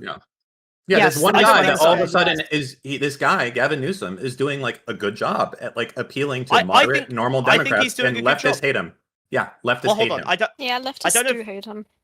They do. I literally debated with like Kidnotkin about this recently, and everybody got like mad at me because I said they shouldn't purity test Gavin Newsom, and then they like got mad because they want to influence the Democrats in some way. I swear I saw these people calling. Yeah, I swear I saw these people calling him gruesome Gavin. The same thing that Trump calls them. I agree.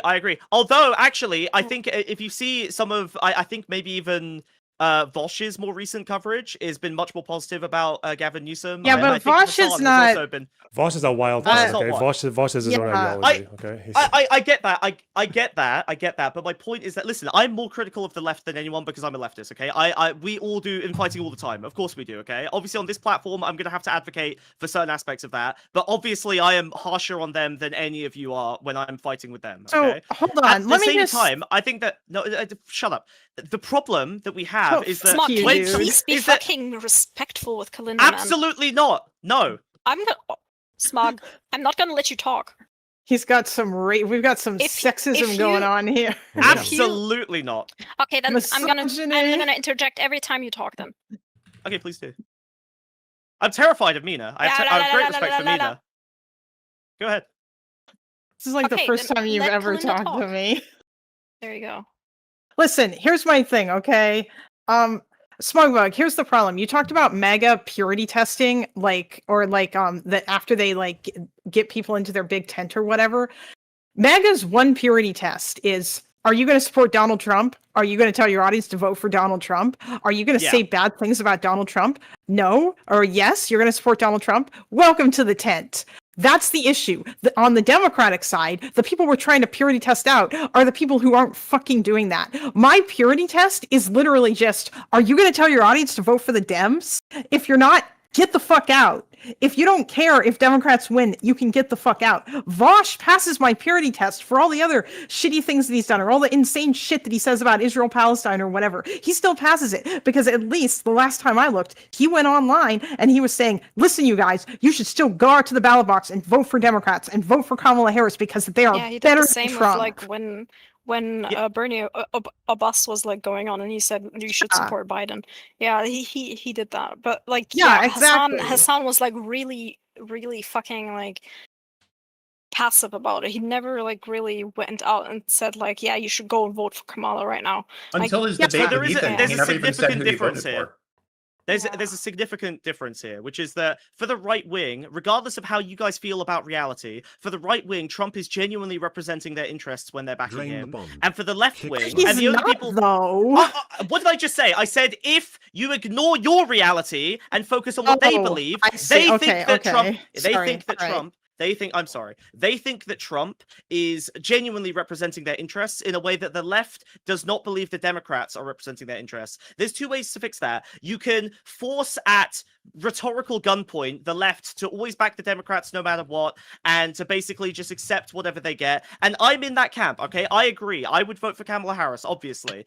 But I don't think that it is more effective than doing what the right wing do and genuinely convincing these people that the Democrats do represent their actual interests. And most of these people do not feel that way. Whereas MAGA all think that Trump represents their interests, no matter how insane their interests are. They think he's going to solve chemtrails, fucking red food coloring, and frogs turning gay. Right? They think it doesn't matter what they think he's going to do. They believe that Trump has their back because he's passed the signaling test within MAGA. That's why they get to have a simple signal of do you back Trump or not, whereas the Democrats have not done nearly the same thing. I agree that they're all insane, that they don't really believe in reality, but that's why they're able to do that signal test, is because they do feel genuinely represented by the leadership on the right wing. So do you think Democrats, just to summarize, do you think Democrats are not left enough? Well, obviously, I would like the Democrats to be more left-wing. Yeah, but to get votes, not for your moral compass, just like to get votes. To get votes. I think that if Democrats genuinely focused in areas like Lena Khan, or just focusing on inequality as an issue more, I think you would end up reducing apathy, and I think there would be less of a drive towards right-wing rhetoric that gets translated into xenophobia, anti-immigration rhetoric, whatever else. Right? Like you see how the fights on the right about H-1B visas or whatever are representative of a declining middle class and people getting fearful that their station is collapsing because we've only had a middle class for like 70 years. It's kind of an anomaly, and it seems like we're returning back to the status quo of inequality that existed before the post-World War II boom. So yes, I think Democrats should focus on inequality as like a major component, because I think that will get them more populist approval and then more backing. Look at Reform, right? Reform voters are out on social media talking about a fucking wealth tax now. I think they're more likely to win, and I think people who flank, if the right wing is able to flank the left on some of these left-wing economic issues, I think you're going to end up with very scary people in power. I think we already talked about this one. I was here earlier about the policies and the rhetoric. I think, personally, policies would be better in taking out the wind out of the sails of like radical leftists, because that's all they really care about, like, is the policies. But rhetoric and policies would be better to combat the right wing in that way. The other thing Like, too, though, isn't just that they only care about the like the problem is what kind of radical leftists are we talking about here? Because if we're talking about people like Hasan, nothing will ever be good enough for him unless the Democrats go full socialist / communist. And at that point, and they're not going to do that because then they're going to lose a whole bunch of other people. Again, the reason I'm not interested in focusing on Hasan is because he's basically reached a point where, like, I don't really believe he has an ideological project beyond making himself money and retaining his wealth and being a popular cultural streamer. That's it. Okay, so yeah, obviously Hasan himself is... Hasan is going to lose so much relevance as soon as the Israel. Hasan is super relevant. As soon as the war in Israel is going to stop, like Hasan is going to lose so much. Oh, he's going to lose relevance after Israel-Palestine? What? Yeah, well, he'll be the only one. He just always talks about IP. Yeah, that's like Mike from PA. Become his whole brand. I agree. I agree that streamers that overly fixate on IP are going to struggle after things work out there. It's also, but luckily they never will. After things work out, that's never happening.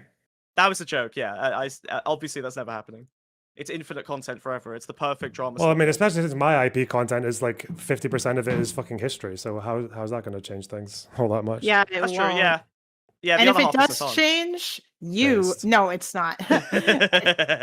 I'm sorry, no, I'm fuck. Like, let's say it was. Who gives a fuck, man? God, like, I'm also an entertainer at the end of the day. If this guy who has a fascinating level of fucking retardation in proportion to popularity about the Israel-Palestine conflict, if he's just learned about the fucking Western Wall like 2 weeks ago or whatever, yeah, that's fucking interesting. I'm gonna talk about it, and it also gives me a good springboard to talk about the conflict in general. Why not? I can do both at once. It's funny and it's informative.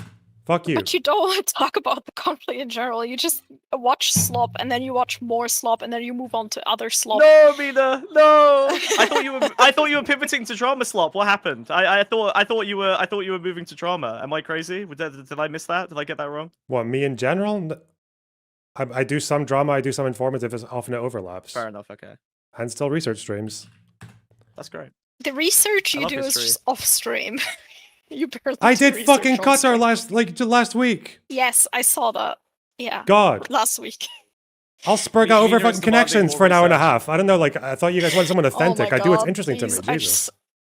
Connections literally makes me want to. Hey, listen, I'm an do things authenticity that guy, are okay? TOS. All right? Whatever's authentic, okay? If you're just a little guy who has to do connections, if Dan's just a little guy who has to do Twitch, I get it, okay? Everyone Listen, is just he's following just their, a nice Arab their boy, personal... okay? Yeah, there you go. Play Yeah, off. he's just a sweet... It's his birthday, okay? Be nice. It's his birthday. Everyone be nice. Back off. No, I why, think it's good. why does Saudi? I mean, this is a very stupid question, but then again, I only have a GED, so I'm allowed to ask it.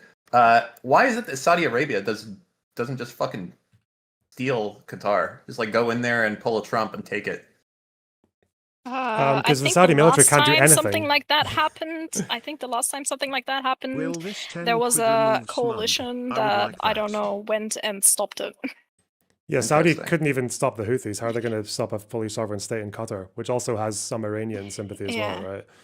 Also, when she's saying there's the coalition, I believe. Sorry. I'm talking about Desert Storm, yeah. Yeah. I was just gonna throw. Yeah, I was just wondering. Sorry, that I am in fact retarded sometimes. So yeah. Yeah, these Arab militaries are a little bit gupped. They're a bit behind. It's scuffed. There's a fucking US base in Qatar as well. Qatar's an especially privileged position Yes. or unique. You'd have to go through the Also, Yanks. yeah, Trump wouldn't like that. Okay, they just gave him a nice plane. Well, maybe Qatar. Never mind. It doesn't matter. But yeah, that's it. I guess also, I'm getting blamed for like everything. I don't want to say blamed, but like whatever's happening on Twitter. It's not like I have made these people post these things or do these things. Like I don't have that ability. I've simply, I'm advocating for my own beliefs. Like you have to remember, like, are you guys all? Everyone in here is like pro-choice, right? I'm guessing. Yeah. Yeah. So Vehemently you have so. to sometimes remember to yourself, like, as passionate as you are about some things, which is like the most important thing in the world, right? Is that other people genuinely, completely are pro-life, and they absolutely believe that like there's a genocide going on every day, that abortion is illegal in the United States. Like they believe it like it's a religion taught to them. They believe it like Santa Claus is real type of thing, and it's their right. And that level of passion, I don't think that we get to say that they're wrong. It's a difference of opinion. You can say, oh, my body, my choice, but it's people that have just, it can be that important of an issue to them that they go all out on. And you can be like, isn't there more important things? And they can say, fucking no, there isn't. This is the most important issue to me. And this is what I'm going to advocate for. And I think that it's like, for me, what I can have effectiveness on and what I care about and what I have knowledge about, all three of these things have lined up very well with Twitch, and they wouldn't line up with anything else. So if you say, Dan, go advocate like for a pro-choice, like I would be shit, and I just wouldn't have any effectiveness there. So that's a big part of I think why I have to do what I do. Yeah, I totally agree with you. I think that's a really good way to look at it. Like, you're not going to be able to solve everyone's problems at once. Everybody like, has their people have roles. clusters of idiosyncratic beliefs. I get that, but I just don't see anyone on your side doing that when it comes to the right wing. Like, every time I see a liberal like Destiny or whoever from that fucking cluster debating MAGA on anything, I see people in MAGA who are basically saying, I'm a flat earther that beats my wife, and liberals focus more heavily on the flat earther thing than the wife beating thing, because the flat earth thing is a bigger deviation from reality than the wife beating, right? Like, I feel like it's all about making MAGA look stupid and feel like that they aren't worth considering in the conversation. I can explain when this to you. Actually you can do that. So I can explain this very simply. It's team sports. A lot of it. The Well, stuff yeah, that all you obviously. commentary guys hate so much.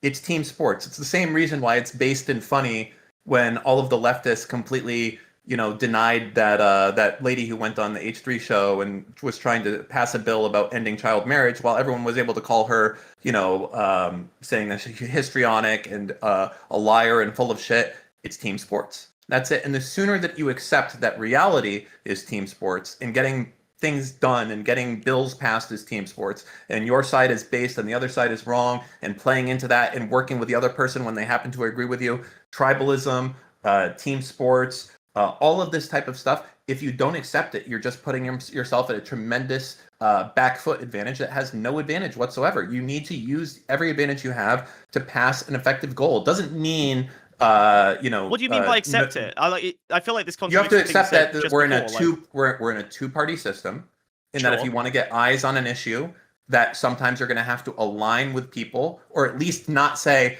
"Fuck you, you're pro-life. I can't deal with you. I hate you." Or "Fuck you, you're pro on this issue that I don't agree with," because you're not going to have 100% alignment. I'm not. with everyone. I'm not that kind of leftist. I agree with you. Like I'm aligned with Gavin Newsom. Okay, like I agree Sure. with you. I'm happy to align with whoever the Well, fuck let is me- effective let me ask you, at changing do you- MAGA minds. How much shit do you? And this is a big one because, and I don't know the answer, and I don't know all of his positions.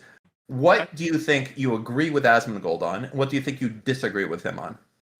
I think that Asmongold is a very good representation of this like very, very The sad, average nihilistic, vulture. apathetic man specifically, who has kind of given up, and basically their dream is to be left alone in their goon cave with just enough to survive so that they can play video games, because they no longer have an imagination for a future where they're part of society. And I think that group of people has gotten really, really big, and I think that Asmongold is a very strong representative of that like genuine I agree, reality. but I didn't ask you that though.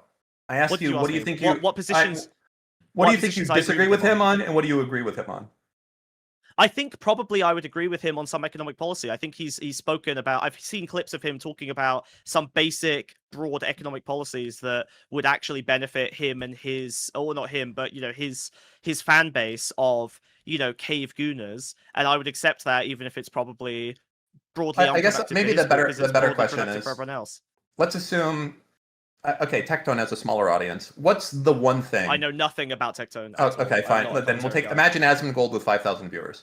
What's the Okay, one thing that Asmongold has said or done that he's toxic and you will never have anything to do with him? What's that thing for the line in the sand? I'm going to be honest, I don't really have a line. I would work with a Nazi if they were able to at least genuinely improve things. Like I would work with a Nazi who was able to help, change MAGA minds towards liberalism or towards leftism. Obviously, that's extremely unlikely. So the reason I wouldn't is because that's not going to happen. But I don't have a personal moral line where I would say that's too icky. I'm not going to So you touch say that. you That's don't a have a fair, firewall. that's like saying you'd work with a Nazi if they weren't a Nazi. If a Nazi is going to be like Well, promoting exactly, so that's liberalism, why they're I'm not a saying- Nazi. So That's exactly. do you that's just exactly not know? what I said. Right, do you just not know Asmongold's policies, or like what his bad ones are, or what?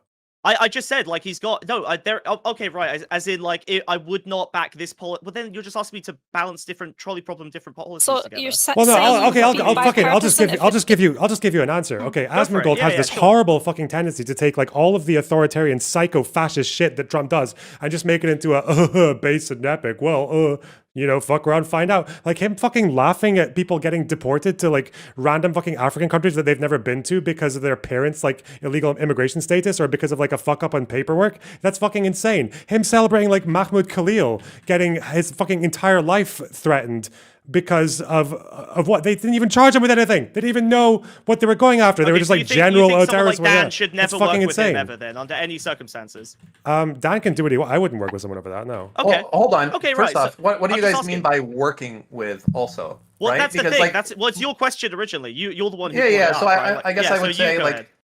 Lonerbox. Like, what are you gonna do tomorrow if you wake up and you find that Asmongold has retweeted something of yours?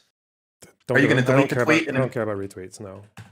Okay, so I mean, I don't That's know. specific Like, to retweets, not about. That's not. So he just doesn't consider that like a worthy affiliation, like an important thing. So like, what? yeah, Like, what if then, he was? then I guess it's not fair to say that I'm working with these people because it's not like I'm doing strategy sessions with them or something. It's like, they'll like if I see something that they post that's like, Twitch, for instance, if Tectone posts Hasan is a cancer on Twitch that's protected by the CEO. He's been calling Jews inbred for a year and no one gives a fuck.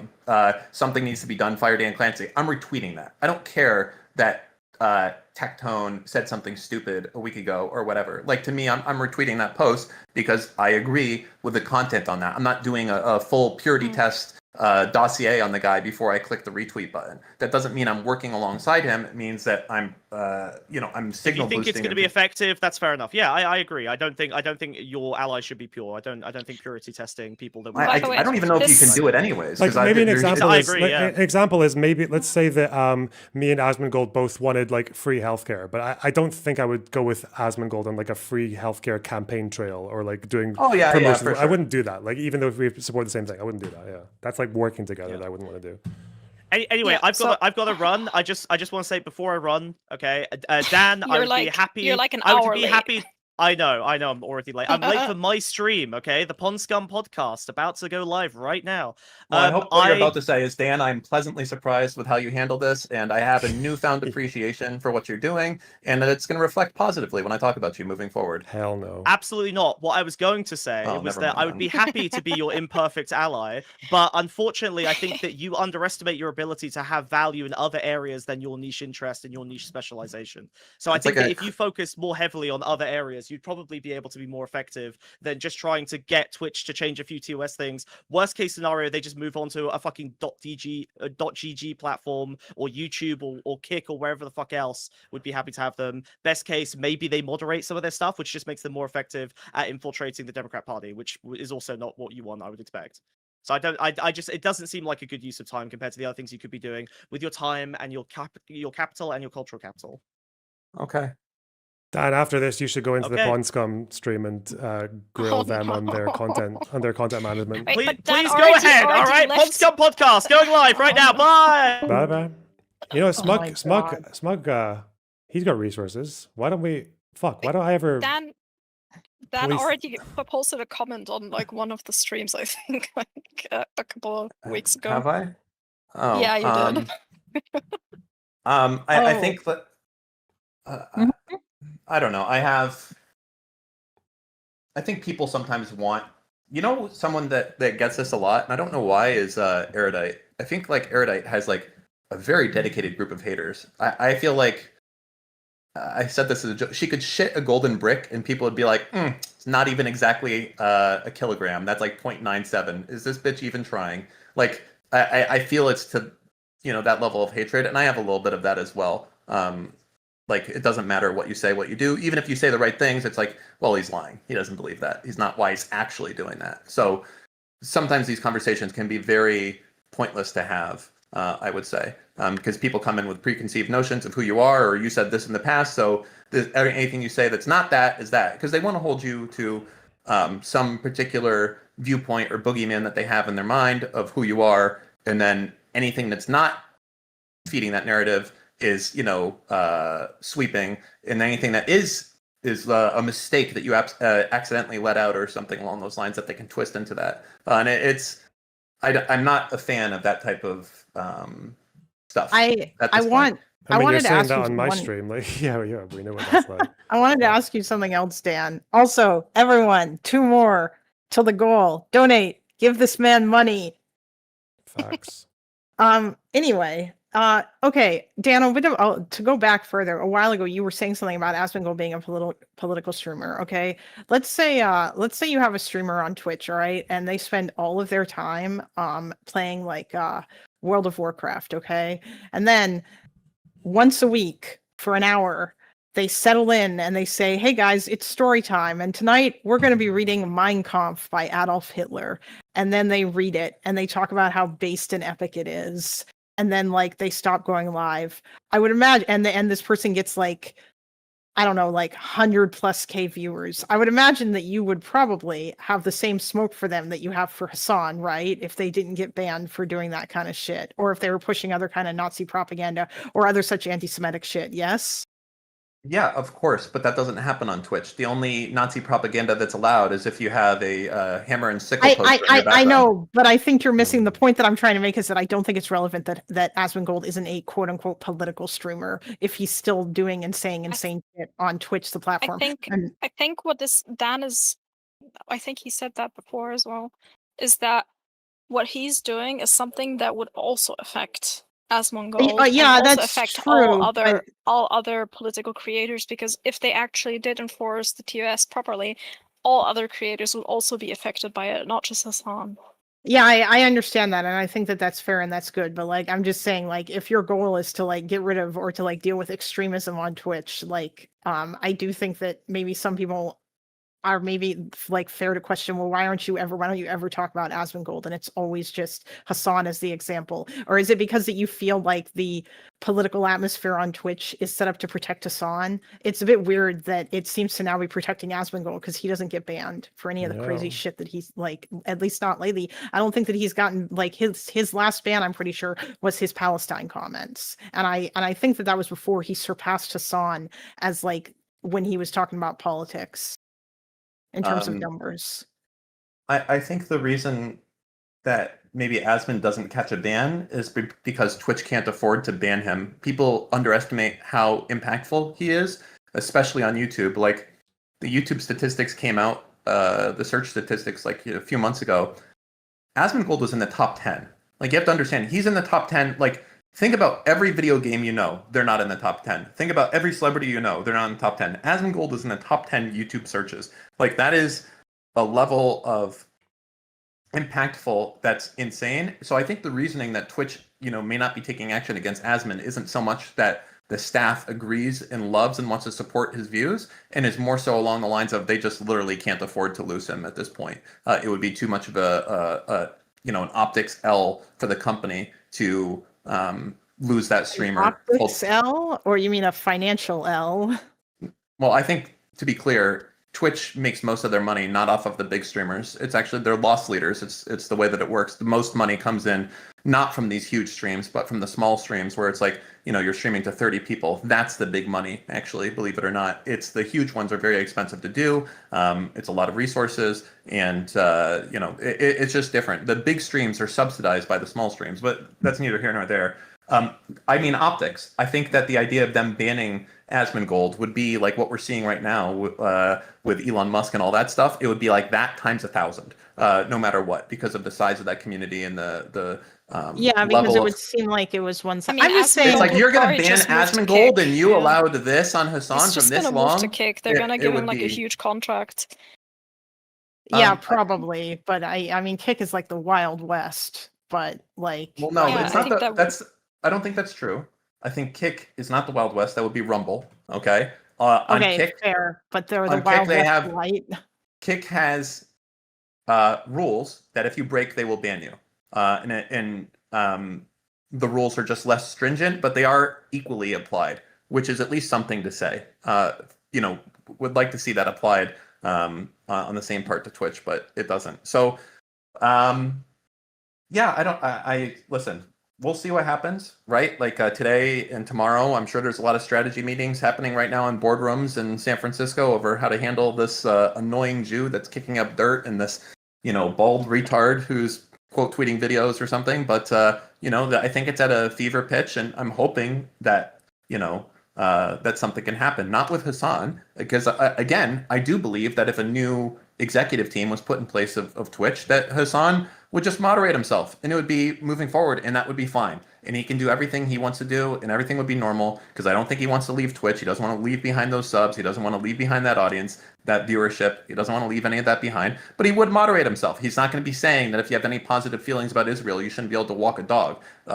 That's not going to happen. He's not going to be calling Jews inbred anymore. One other thing, sorry, because Teuton, the Hasan fan, came into my DMs and started screaming at me. I'm slightly exaggerating about how you are lying, Dan, because Hasan did not call all Jews inbred. Instead, he was talking specifically about settlers, and I attempted to explain it. I'm happy to pull up a clip of 2 Jewish American students who were at a protest in Berkeley, and he called them inbred. And they weren't Haredi. So that's a little bit of a rough one to do when you call two American Jews inbred. I don't know how you square that circle. I guess I also explained to him why a Jewish person like yourself might be more than a little bit bothered by Hasan applying that label to Jews, given the context with which Hasan talks about Israeli Jews in particular, and like the demonization that he subjects them to. But he kind of ignored that. Teuton is just the guy that if you talk to him, about something, eventually he'll concede, and then next week he'll come back with the exact same talking points that you have to disseminate once again. It's literally just a perpetual mobile. I don't need to do it. Like if you disagree with if you say I'm doing something out of context or there's more, that's fine. Hasan's streams are full to watch, and you can go post the full context. But the sad part is a lot of this stuff it doesn't help. You know, like when Hasan's making jokes like, "Oh, I bet this lady that has a Star of David necklace, I bet she's going to ask about Jews." I remember this at the Kamala. What was it? Yeah, no, Kamala exactly. debate. And then fucking laughing hysterically when she does. Like, you know what it is? That's I don't know what to say. That's nothing more than just like insane shit. Like I can't imagine if like you know, it's like, oh, Abdul's coming up next. I wonder what he's gonna ask about, because that's all he's capable of. It's like incredibly racist. It's incredibly anti-Semitic, and you know, it's just it's a pattern of a tremendous amount of stuff with this. That's why it's been able to document so much of it. And that's why he is the lightning rod for change at Twitch. If he wasn't there, someone else would take the reins. And until they start enforcing the rules, there'll just be more and more Hasans. And it'll keep getting more and more extreme. Because guess what? Extremism makes money. There's a reason that Alex Jones is so fucking rich. It's because extremists spend money. Because it's a cult. Cult leaders make money. Church leaders make money. They have fucking mega yachts and mega churches and all that stuff. Like when you're an extremist, you make money. And the more extreme you are, the more money that you make. So there's this natural push, and nobody is like smacking Hasan on the nose when he goes too far and saying, no, Hasan, you can't call Jews inbred. You're banned for a week. Nobody's doing that. Okay? So, and as a result, he keeps pushing it more and more and more and more. Hi. Do I need to do introductions or anything? No, just say what's what. Oh. Okay, so my initial question is, I'm having like a bit of a liberal crisis of faith, or not really a crisis of faith, but you know, I as a liberal and lifelong liberal, I've always been, you know, on the idea of like political nonviolence. You know, we celebrate MLK and stuff like that, but also as liberals in America, left and liberals in general, even the moderate ones, we celebrate, like, for example, John Brown is a very popular figure on the American liberals and left. And like, you know, I've kind of had to like parse myself. Like my immediate gut reaction of seeing Kurt shot was, this is horrible. This is bad. This isn't what we do. But, you know, the next day I was thinking, no, we celebrate John Brown, and like he beheaded people who were, you know, promoting slavery in Kansas. And, you know, he's a political, I mean, I think we all agree that he was an agitator a bit. He was trying to ferment a revolution and, you know, a slave revolt.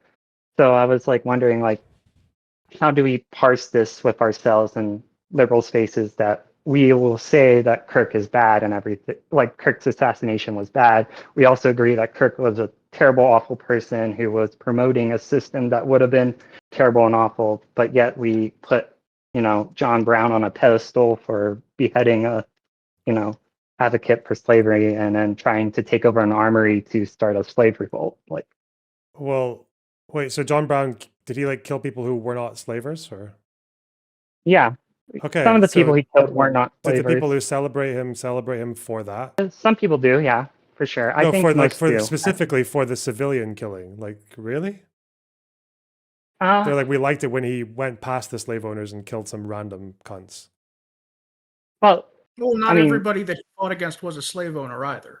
There were people. Yeah. Some of them were just advocates. Yeah, I'm trying to get Yeah, what I'm trying to get is people celebrate fucking Churchill, but I don't think everyone who celebrates Churchill is like, yeah, the firebombing of Dresden, that was fucking based. Yeah, setting all those people on fire. Yeah, banging. City center, away from the arms factories. Yeah, why not? Yeah. People don't say that, right? So you can celebrate the person or the like idea, but not the particular actions. I don't know why you would celebrate like where the Charlie Kirk is a specific action. Yeah. Yeah, I guess. I think one of the ways I kind of like justified in my brain was that like slavery was like a well-established institution at the time, and what Kirk's advocating, you know, hasn't really come to fruition. Like what he wanted America to be hasn't really come. So like you know, like there is a real threat of like, if these, you know, advocators, you know, got their way, then there would be this awful, immoral institution that, you know. So like that's one of the ways that's screwed with it. I think the other way is because we have like hindsight of history and stuff like that. Like we don't know where this is going to end. We don't know what the reaction of this is going to end. We're not going to, you know what I mean? So like the hard part about analyzing current events of history is with history, we have spoiler alerts, you know, from the beginning. And like right now as a trans person, you know, I'm worrying about fucking pogroms and like all these right-wing figures saying like are now like doxing trans people in Utah and claiming that, you know, the trans community had advanced knowledge of Turk's assassination, like crazy shit like that. Sorry, a lot on my chest. That's okay. That's completely Well, understandable. And there's also the governor coming out too and basically saying that he confirmed personally that the shooter was a leftist that had a trans girlfriend. Like the same guy that was lauded for being so nonpartisan in his speech of the event has turned around and started doing the things that everybody was praising him for not doing. And another frustrating thing, like this whole situation is still insane to me. Like imagine if this was any other race or demographic or minority. Like imagine if we had articles in like the 1990s, like Timothy McVeigh had a Muslim roommate that could have been his boyfriend, and we think that he might have caused Timothy McVeigh to bomb Oklahoma City, and like, you know, like this person isn't even a suspect. They've been cooperating since the beginning, but you know, because it might be possibly a trans person that knew the killer. Now we know more about this roommate than we do about the actual killer, and people are making conclusions from that. I think it's just a sign of how bad shit is getting for trans people. Still really hoping the shooter isn't trans. It seems quite clear. The shooter is definitely not trans. They're just arguing over whether the partner is trans, right? Yeah. It's well, shit. A partner who's not even a suspect. Like, yeah, it's honestly, I don't think even if there wasn't a trans partner or whatever, I think they would still just do the same shit. Like, it's really frustrating. There's like nothing you can do. It's just complete like delusion about like who is really an issue in the society, and there's just not much you can do about that. It's All taken just... less than fucking like 5 trans shooters in the last like 20 years to, to produce this reaction. To paint. I think it's kind of terrifying though, because like for a long time, like transphobia was like in the U.S. was like a pity thing, you know, like, oh, these trans people were a victim of left-wing ideology, you know, they will find Jesus and stuff. And now, especially with the trans shooter stuff, it's now these trans people are a front for a fifth column seeking to, you know, destroy our, you know, Judeo-Christian values. Like, all right, I gotta run, but wait, hold on, Dan, for a second. Talking to you. Wait, hold on, Dan, just for a quick sec, because the main reason I came in here was to ask you a specific hypothetical. Okay. About the willingness to work with, say, an Asmongold, for example. Okay. And I'm going to take your personal identity out of this and insert mine. So that just you get to be black for 5 minutes. Congratulations. Don't use it. During the BLM riots, for example, and you had a lot of people running around calling for violence against black men because they're dangerous, 1350 or whatever. And I decided that, Dr. Umar, for example, had a good point, and I was going to try to sweep for him because he agreed with me on this issue. Do you not see the problem there? Who's Dr. Omar? Dr. Umar is a crazy dude. Black radical. He's basically a black Hebrew Israelite. He hates race mixing. He yells at black men for dating anybody that's not black, etc., etc. Is he a hotep? Well, I can prove. Yes. I think right now there's a good example that like I have some I don't just ally, or it's not even words ally. Like, I don't just retweet anything. I actually sent Lonerbox an example I thought was funny, and I said, like, not retweeting this. And like, I am selective. Like, I'm not, but I can't purity test. Like, for instance, Well, you're purity testing a man that immediately after the shooting said it's time for revenge. It's time to make these people pay. Some of them are going to have to pay. They've declared war on us. It's time to declare war on them. Right after. Who said that? Asmongold on his stream live. Wait, did he say it? Hold on, he didn't say it on his stream. Didn't he say it in the video? I thought he wasn't live. Also, Yeah, can you excuse some level of him being, I don't know, whatever, like rightfully or unrightfully or however you want to put it, like him being emotional at the moment, saying something stupid, as opposed to it being his 24/7 content. So the example I was going to give, by the way, is like Nick Fuentes. All right, someone I am not aligned with, okay, just tweeted like Hasan should be banned from Twitch and deported. The fact you can say simp or retard on Twitch and get banned, but you can do this is enough, right? You think I'm retweeting that? No, I'm not. He said right? Hasan should get banned from Twitch and deported back to Turkey. Fuck me. Yeah, right. So not only do I don't agree with that view, but on the same part though, like I have my line, but I don't put. So even though Asmongold has said bad things, I've said bad things. Okay. So I don't know if you want to define me off of every bad thing I've said. If you do, then it would be fair for someone else to purity test you before you talk to me, right? Because the thing is, like, this is like, I understand that Asmongold stuff is recent, but you can dig through things I've said and be like, holy shit, Dan said this. You have to disavow. You can't work with that guy, or find some clip. It doesn't matter, in context, out of context. Like, you know, people are emotional. People say stupid things. People wish they could go back and do different things. But the question is that their defining characteristic? Is that what they do all day, every day?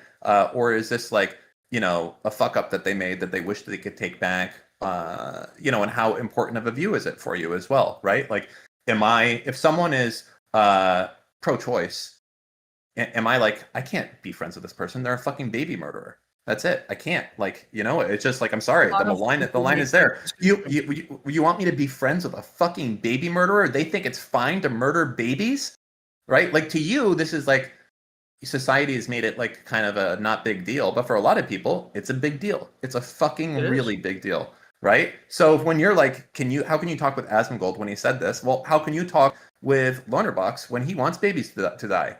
Right? Which is a bigger deal. I'm not saying how can you talk with him. I'm just saying there's a difference between talking with somebody and kind of whitewashing their views. When you said that Hasan was the largest political streamer and Asmongold was not doing full, he's not, because Asmongold is bigger and Asmongold is a political streamer at this point.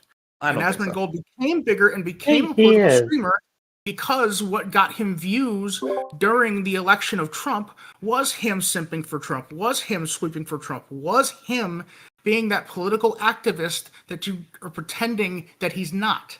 And that's what I'm saying. So it goes back further than that too. In terms of all right, you know what? Fine. I'm gonna go this way then. If you want. What's my goal? Because you know the answer to this.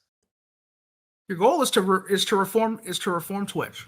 Correct. Okay. Let's say hypothetically, and I'm not even saying that I agree with this, but let's say hypothetically, I switch up, and now no more Hasan. I'm all in on Asmon. Do you think that Hasan's clan is going to be supporting me on that battle? Do you think I'm going to be having a lot of retweets and motion and everything else as I do that, as I switch up? Oh, well, you know what you should do? You should compare the two to one another and say, see, they're both bad. Hold on. No.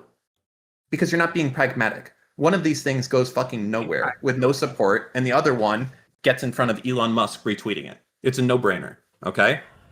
And wait, Asmongold has been retweeted by Elon. Don't give me this, bro.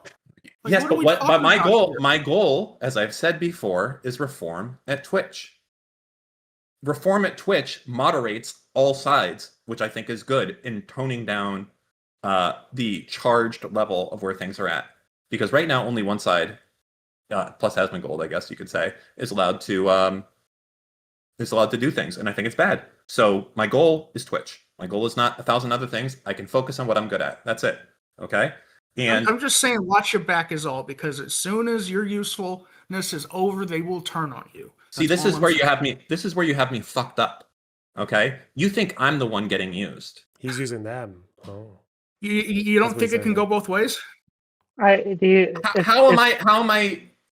You know what? I don't know. I don't know what to say. I am like, if I stream on my own, I'm lucky if I get like 1,000 viewers. You're saying that I'm being used? What for? What for my tweets? That they're somehow incapable of writing? Well, I mean, you're a witty cat. You put out some stingers a lot of people wouldn't be willing to do. Yes. Like, an attack dog does not necessarily have to be popular to be effective. Okay. Look at Bad Empanada. He ain't popular, but he sure as shit is effective. I disagree with that. Yeah, I don't think he has any motion whatsoever at all. But that's just me. He has motion in our online world. Yeah, he's also in Hasan's chat. That's it. Not anymore. Yeah, not even. Alright, on you that guys, front I'm anymore. gonna go. Love you guys. Bye bye. Bye, Mina. Bye. Sorry, look, I do have to go because I have a business cat meeting to do. But that said, I think that there's something to be said for realizing where you are in the world, realizing what you can and can't do if you show up every day and continue to work, and then focusing on that goal, as opposed to burying your head in the sand and saying the most important thing is making sure we don't have a fascist government, and I'm going to do everything on that, knowing that you won't even be a drop in the water. You won't change anything. If you have an impossible goal, you will have an impossible journey to accomplish that goal. I have a possible goal, which has a possible path to possible change. And I'm very clearly being effective with what I'm doing. And now people are criticizing the effectiveness strategy and saying, I don't like that you're so effective by working with this person. I'm sorry. That's not fair. Dan, I think that one last thing before you go, I think that you should, if you haven't done it already, because I know that you have that thing, is the website with the chat logs. You should check Asmongold's chat or like his chat logs sometime, because there's a lot of crazy Nazi shit in there. I guarantee to be clear, it. It's logs.ivr.fi, and it's not my website. Okay, it's a public website. I have no idea who fucking runs it. Anyone can go look at it. No, I'm not talking about that. I'm talking about the website that the one that has like the specific log for Hasan. Hatred.tv. Yeah, that. Yeah. Like if you I really have to go in a second, but I feel like you missed the entire point of where I said, like, you know, if I switch up what I'm doing. I'm not asking you to switch up what you're doing. I'm just saying that, like, and I'm not saying you need to call out Asmongold specifically. I'm just saying that, like, broaden the horizons in terms of the hate shit on Twitch beyond just like Hasan and his orbiters, because that you'll find it in like other places, like Asmongold's chat. I am not naive of this fact, but what I'm doing, the end result will moderate all chats, not just Hasan. Okay. Yeah, I know. I agree. I'm just saying that you would be more effective. I'm not going to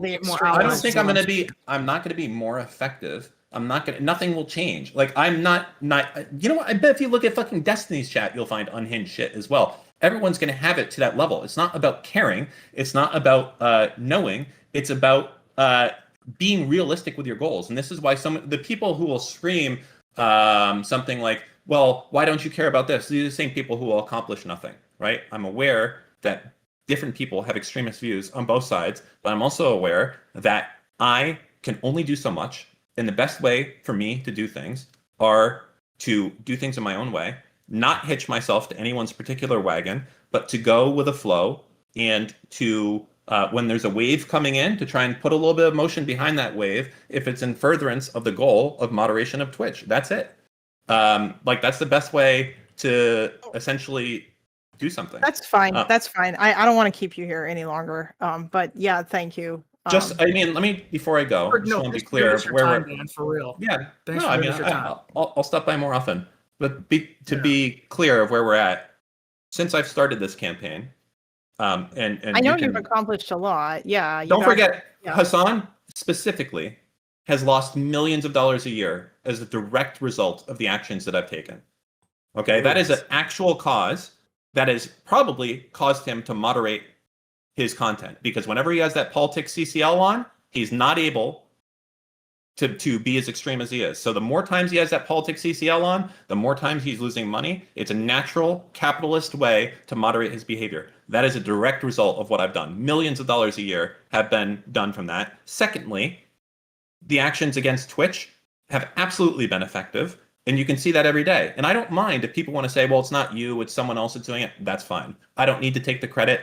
I can be the guy that was another drop in a bucket, but you know what? I was still a drop in a bucket as opposed to not even atom in a fucking breath of wind or whatever. Okay, I'm something to make this goal happen here. So that's the difference. That's what it takes to be effective, as opposed to being a fucking nobody or just being someone who's commenting in chat and then we'll go jerk off the fucking hentai or something like that. I'm out here. I'm making waves. And that's the big thing. And you can make waves too. Just show up every day. That's it. That's all it takes. Show up every day. So, all right. Nice talking with you guys. Have a good one. Bye. Bye, Dan. Bye-bye. Wow, I'm so motivated. Stars in... Show up every Yeah, day. me Listen, too. I need to fucking move on to my segment shit. I need to watch stuff. You have content to do. I'm sorry for the I have derailing. connections to play. Fuck. Fucking time. fucking mic stand. Why is it doing that? It shouldn't do that. Rip. It's not built to do that. Oh. Alright, whatever.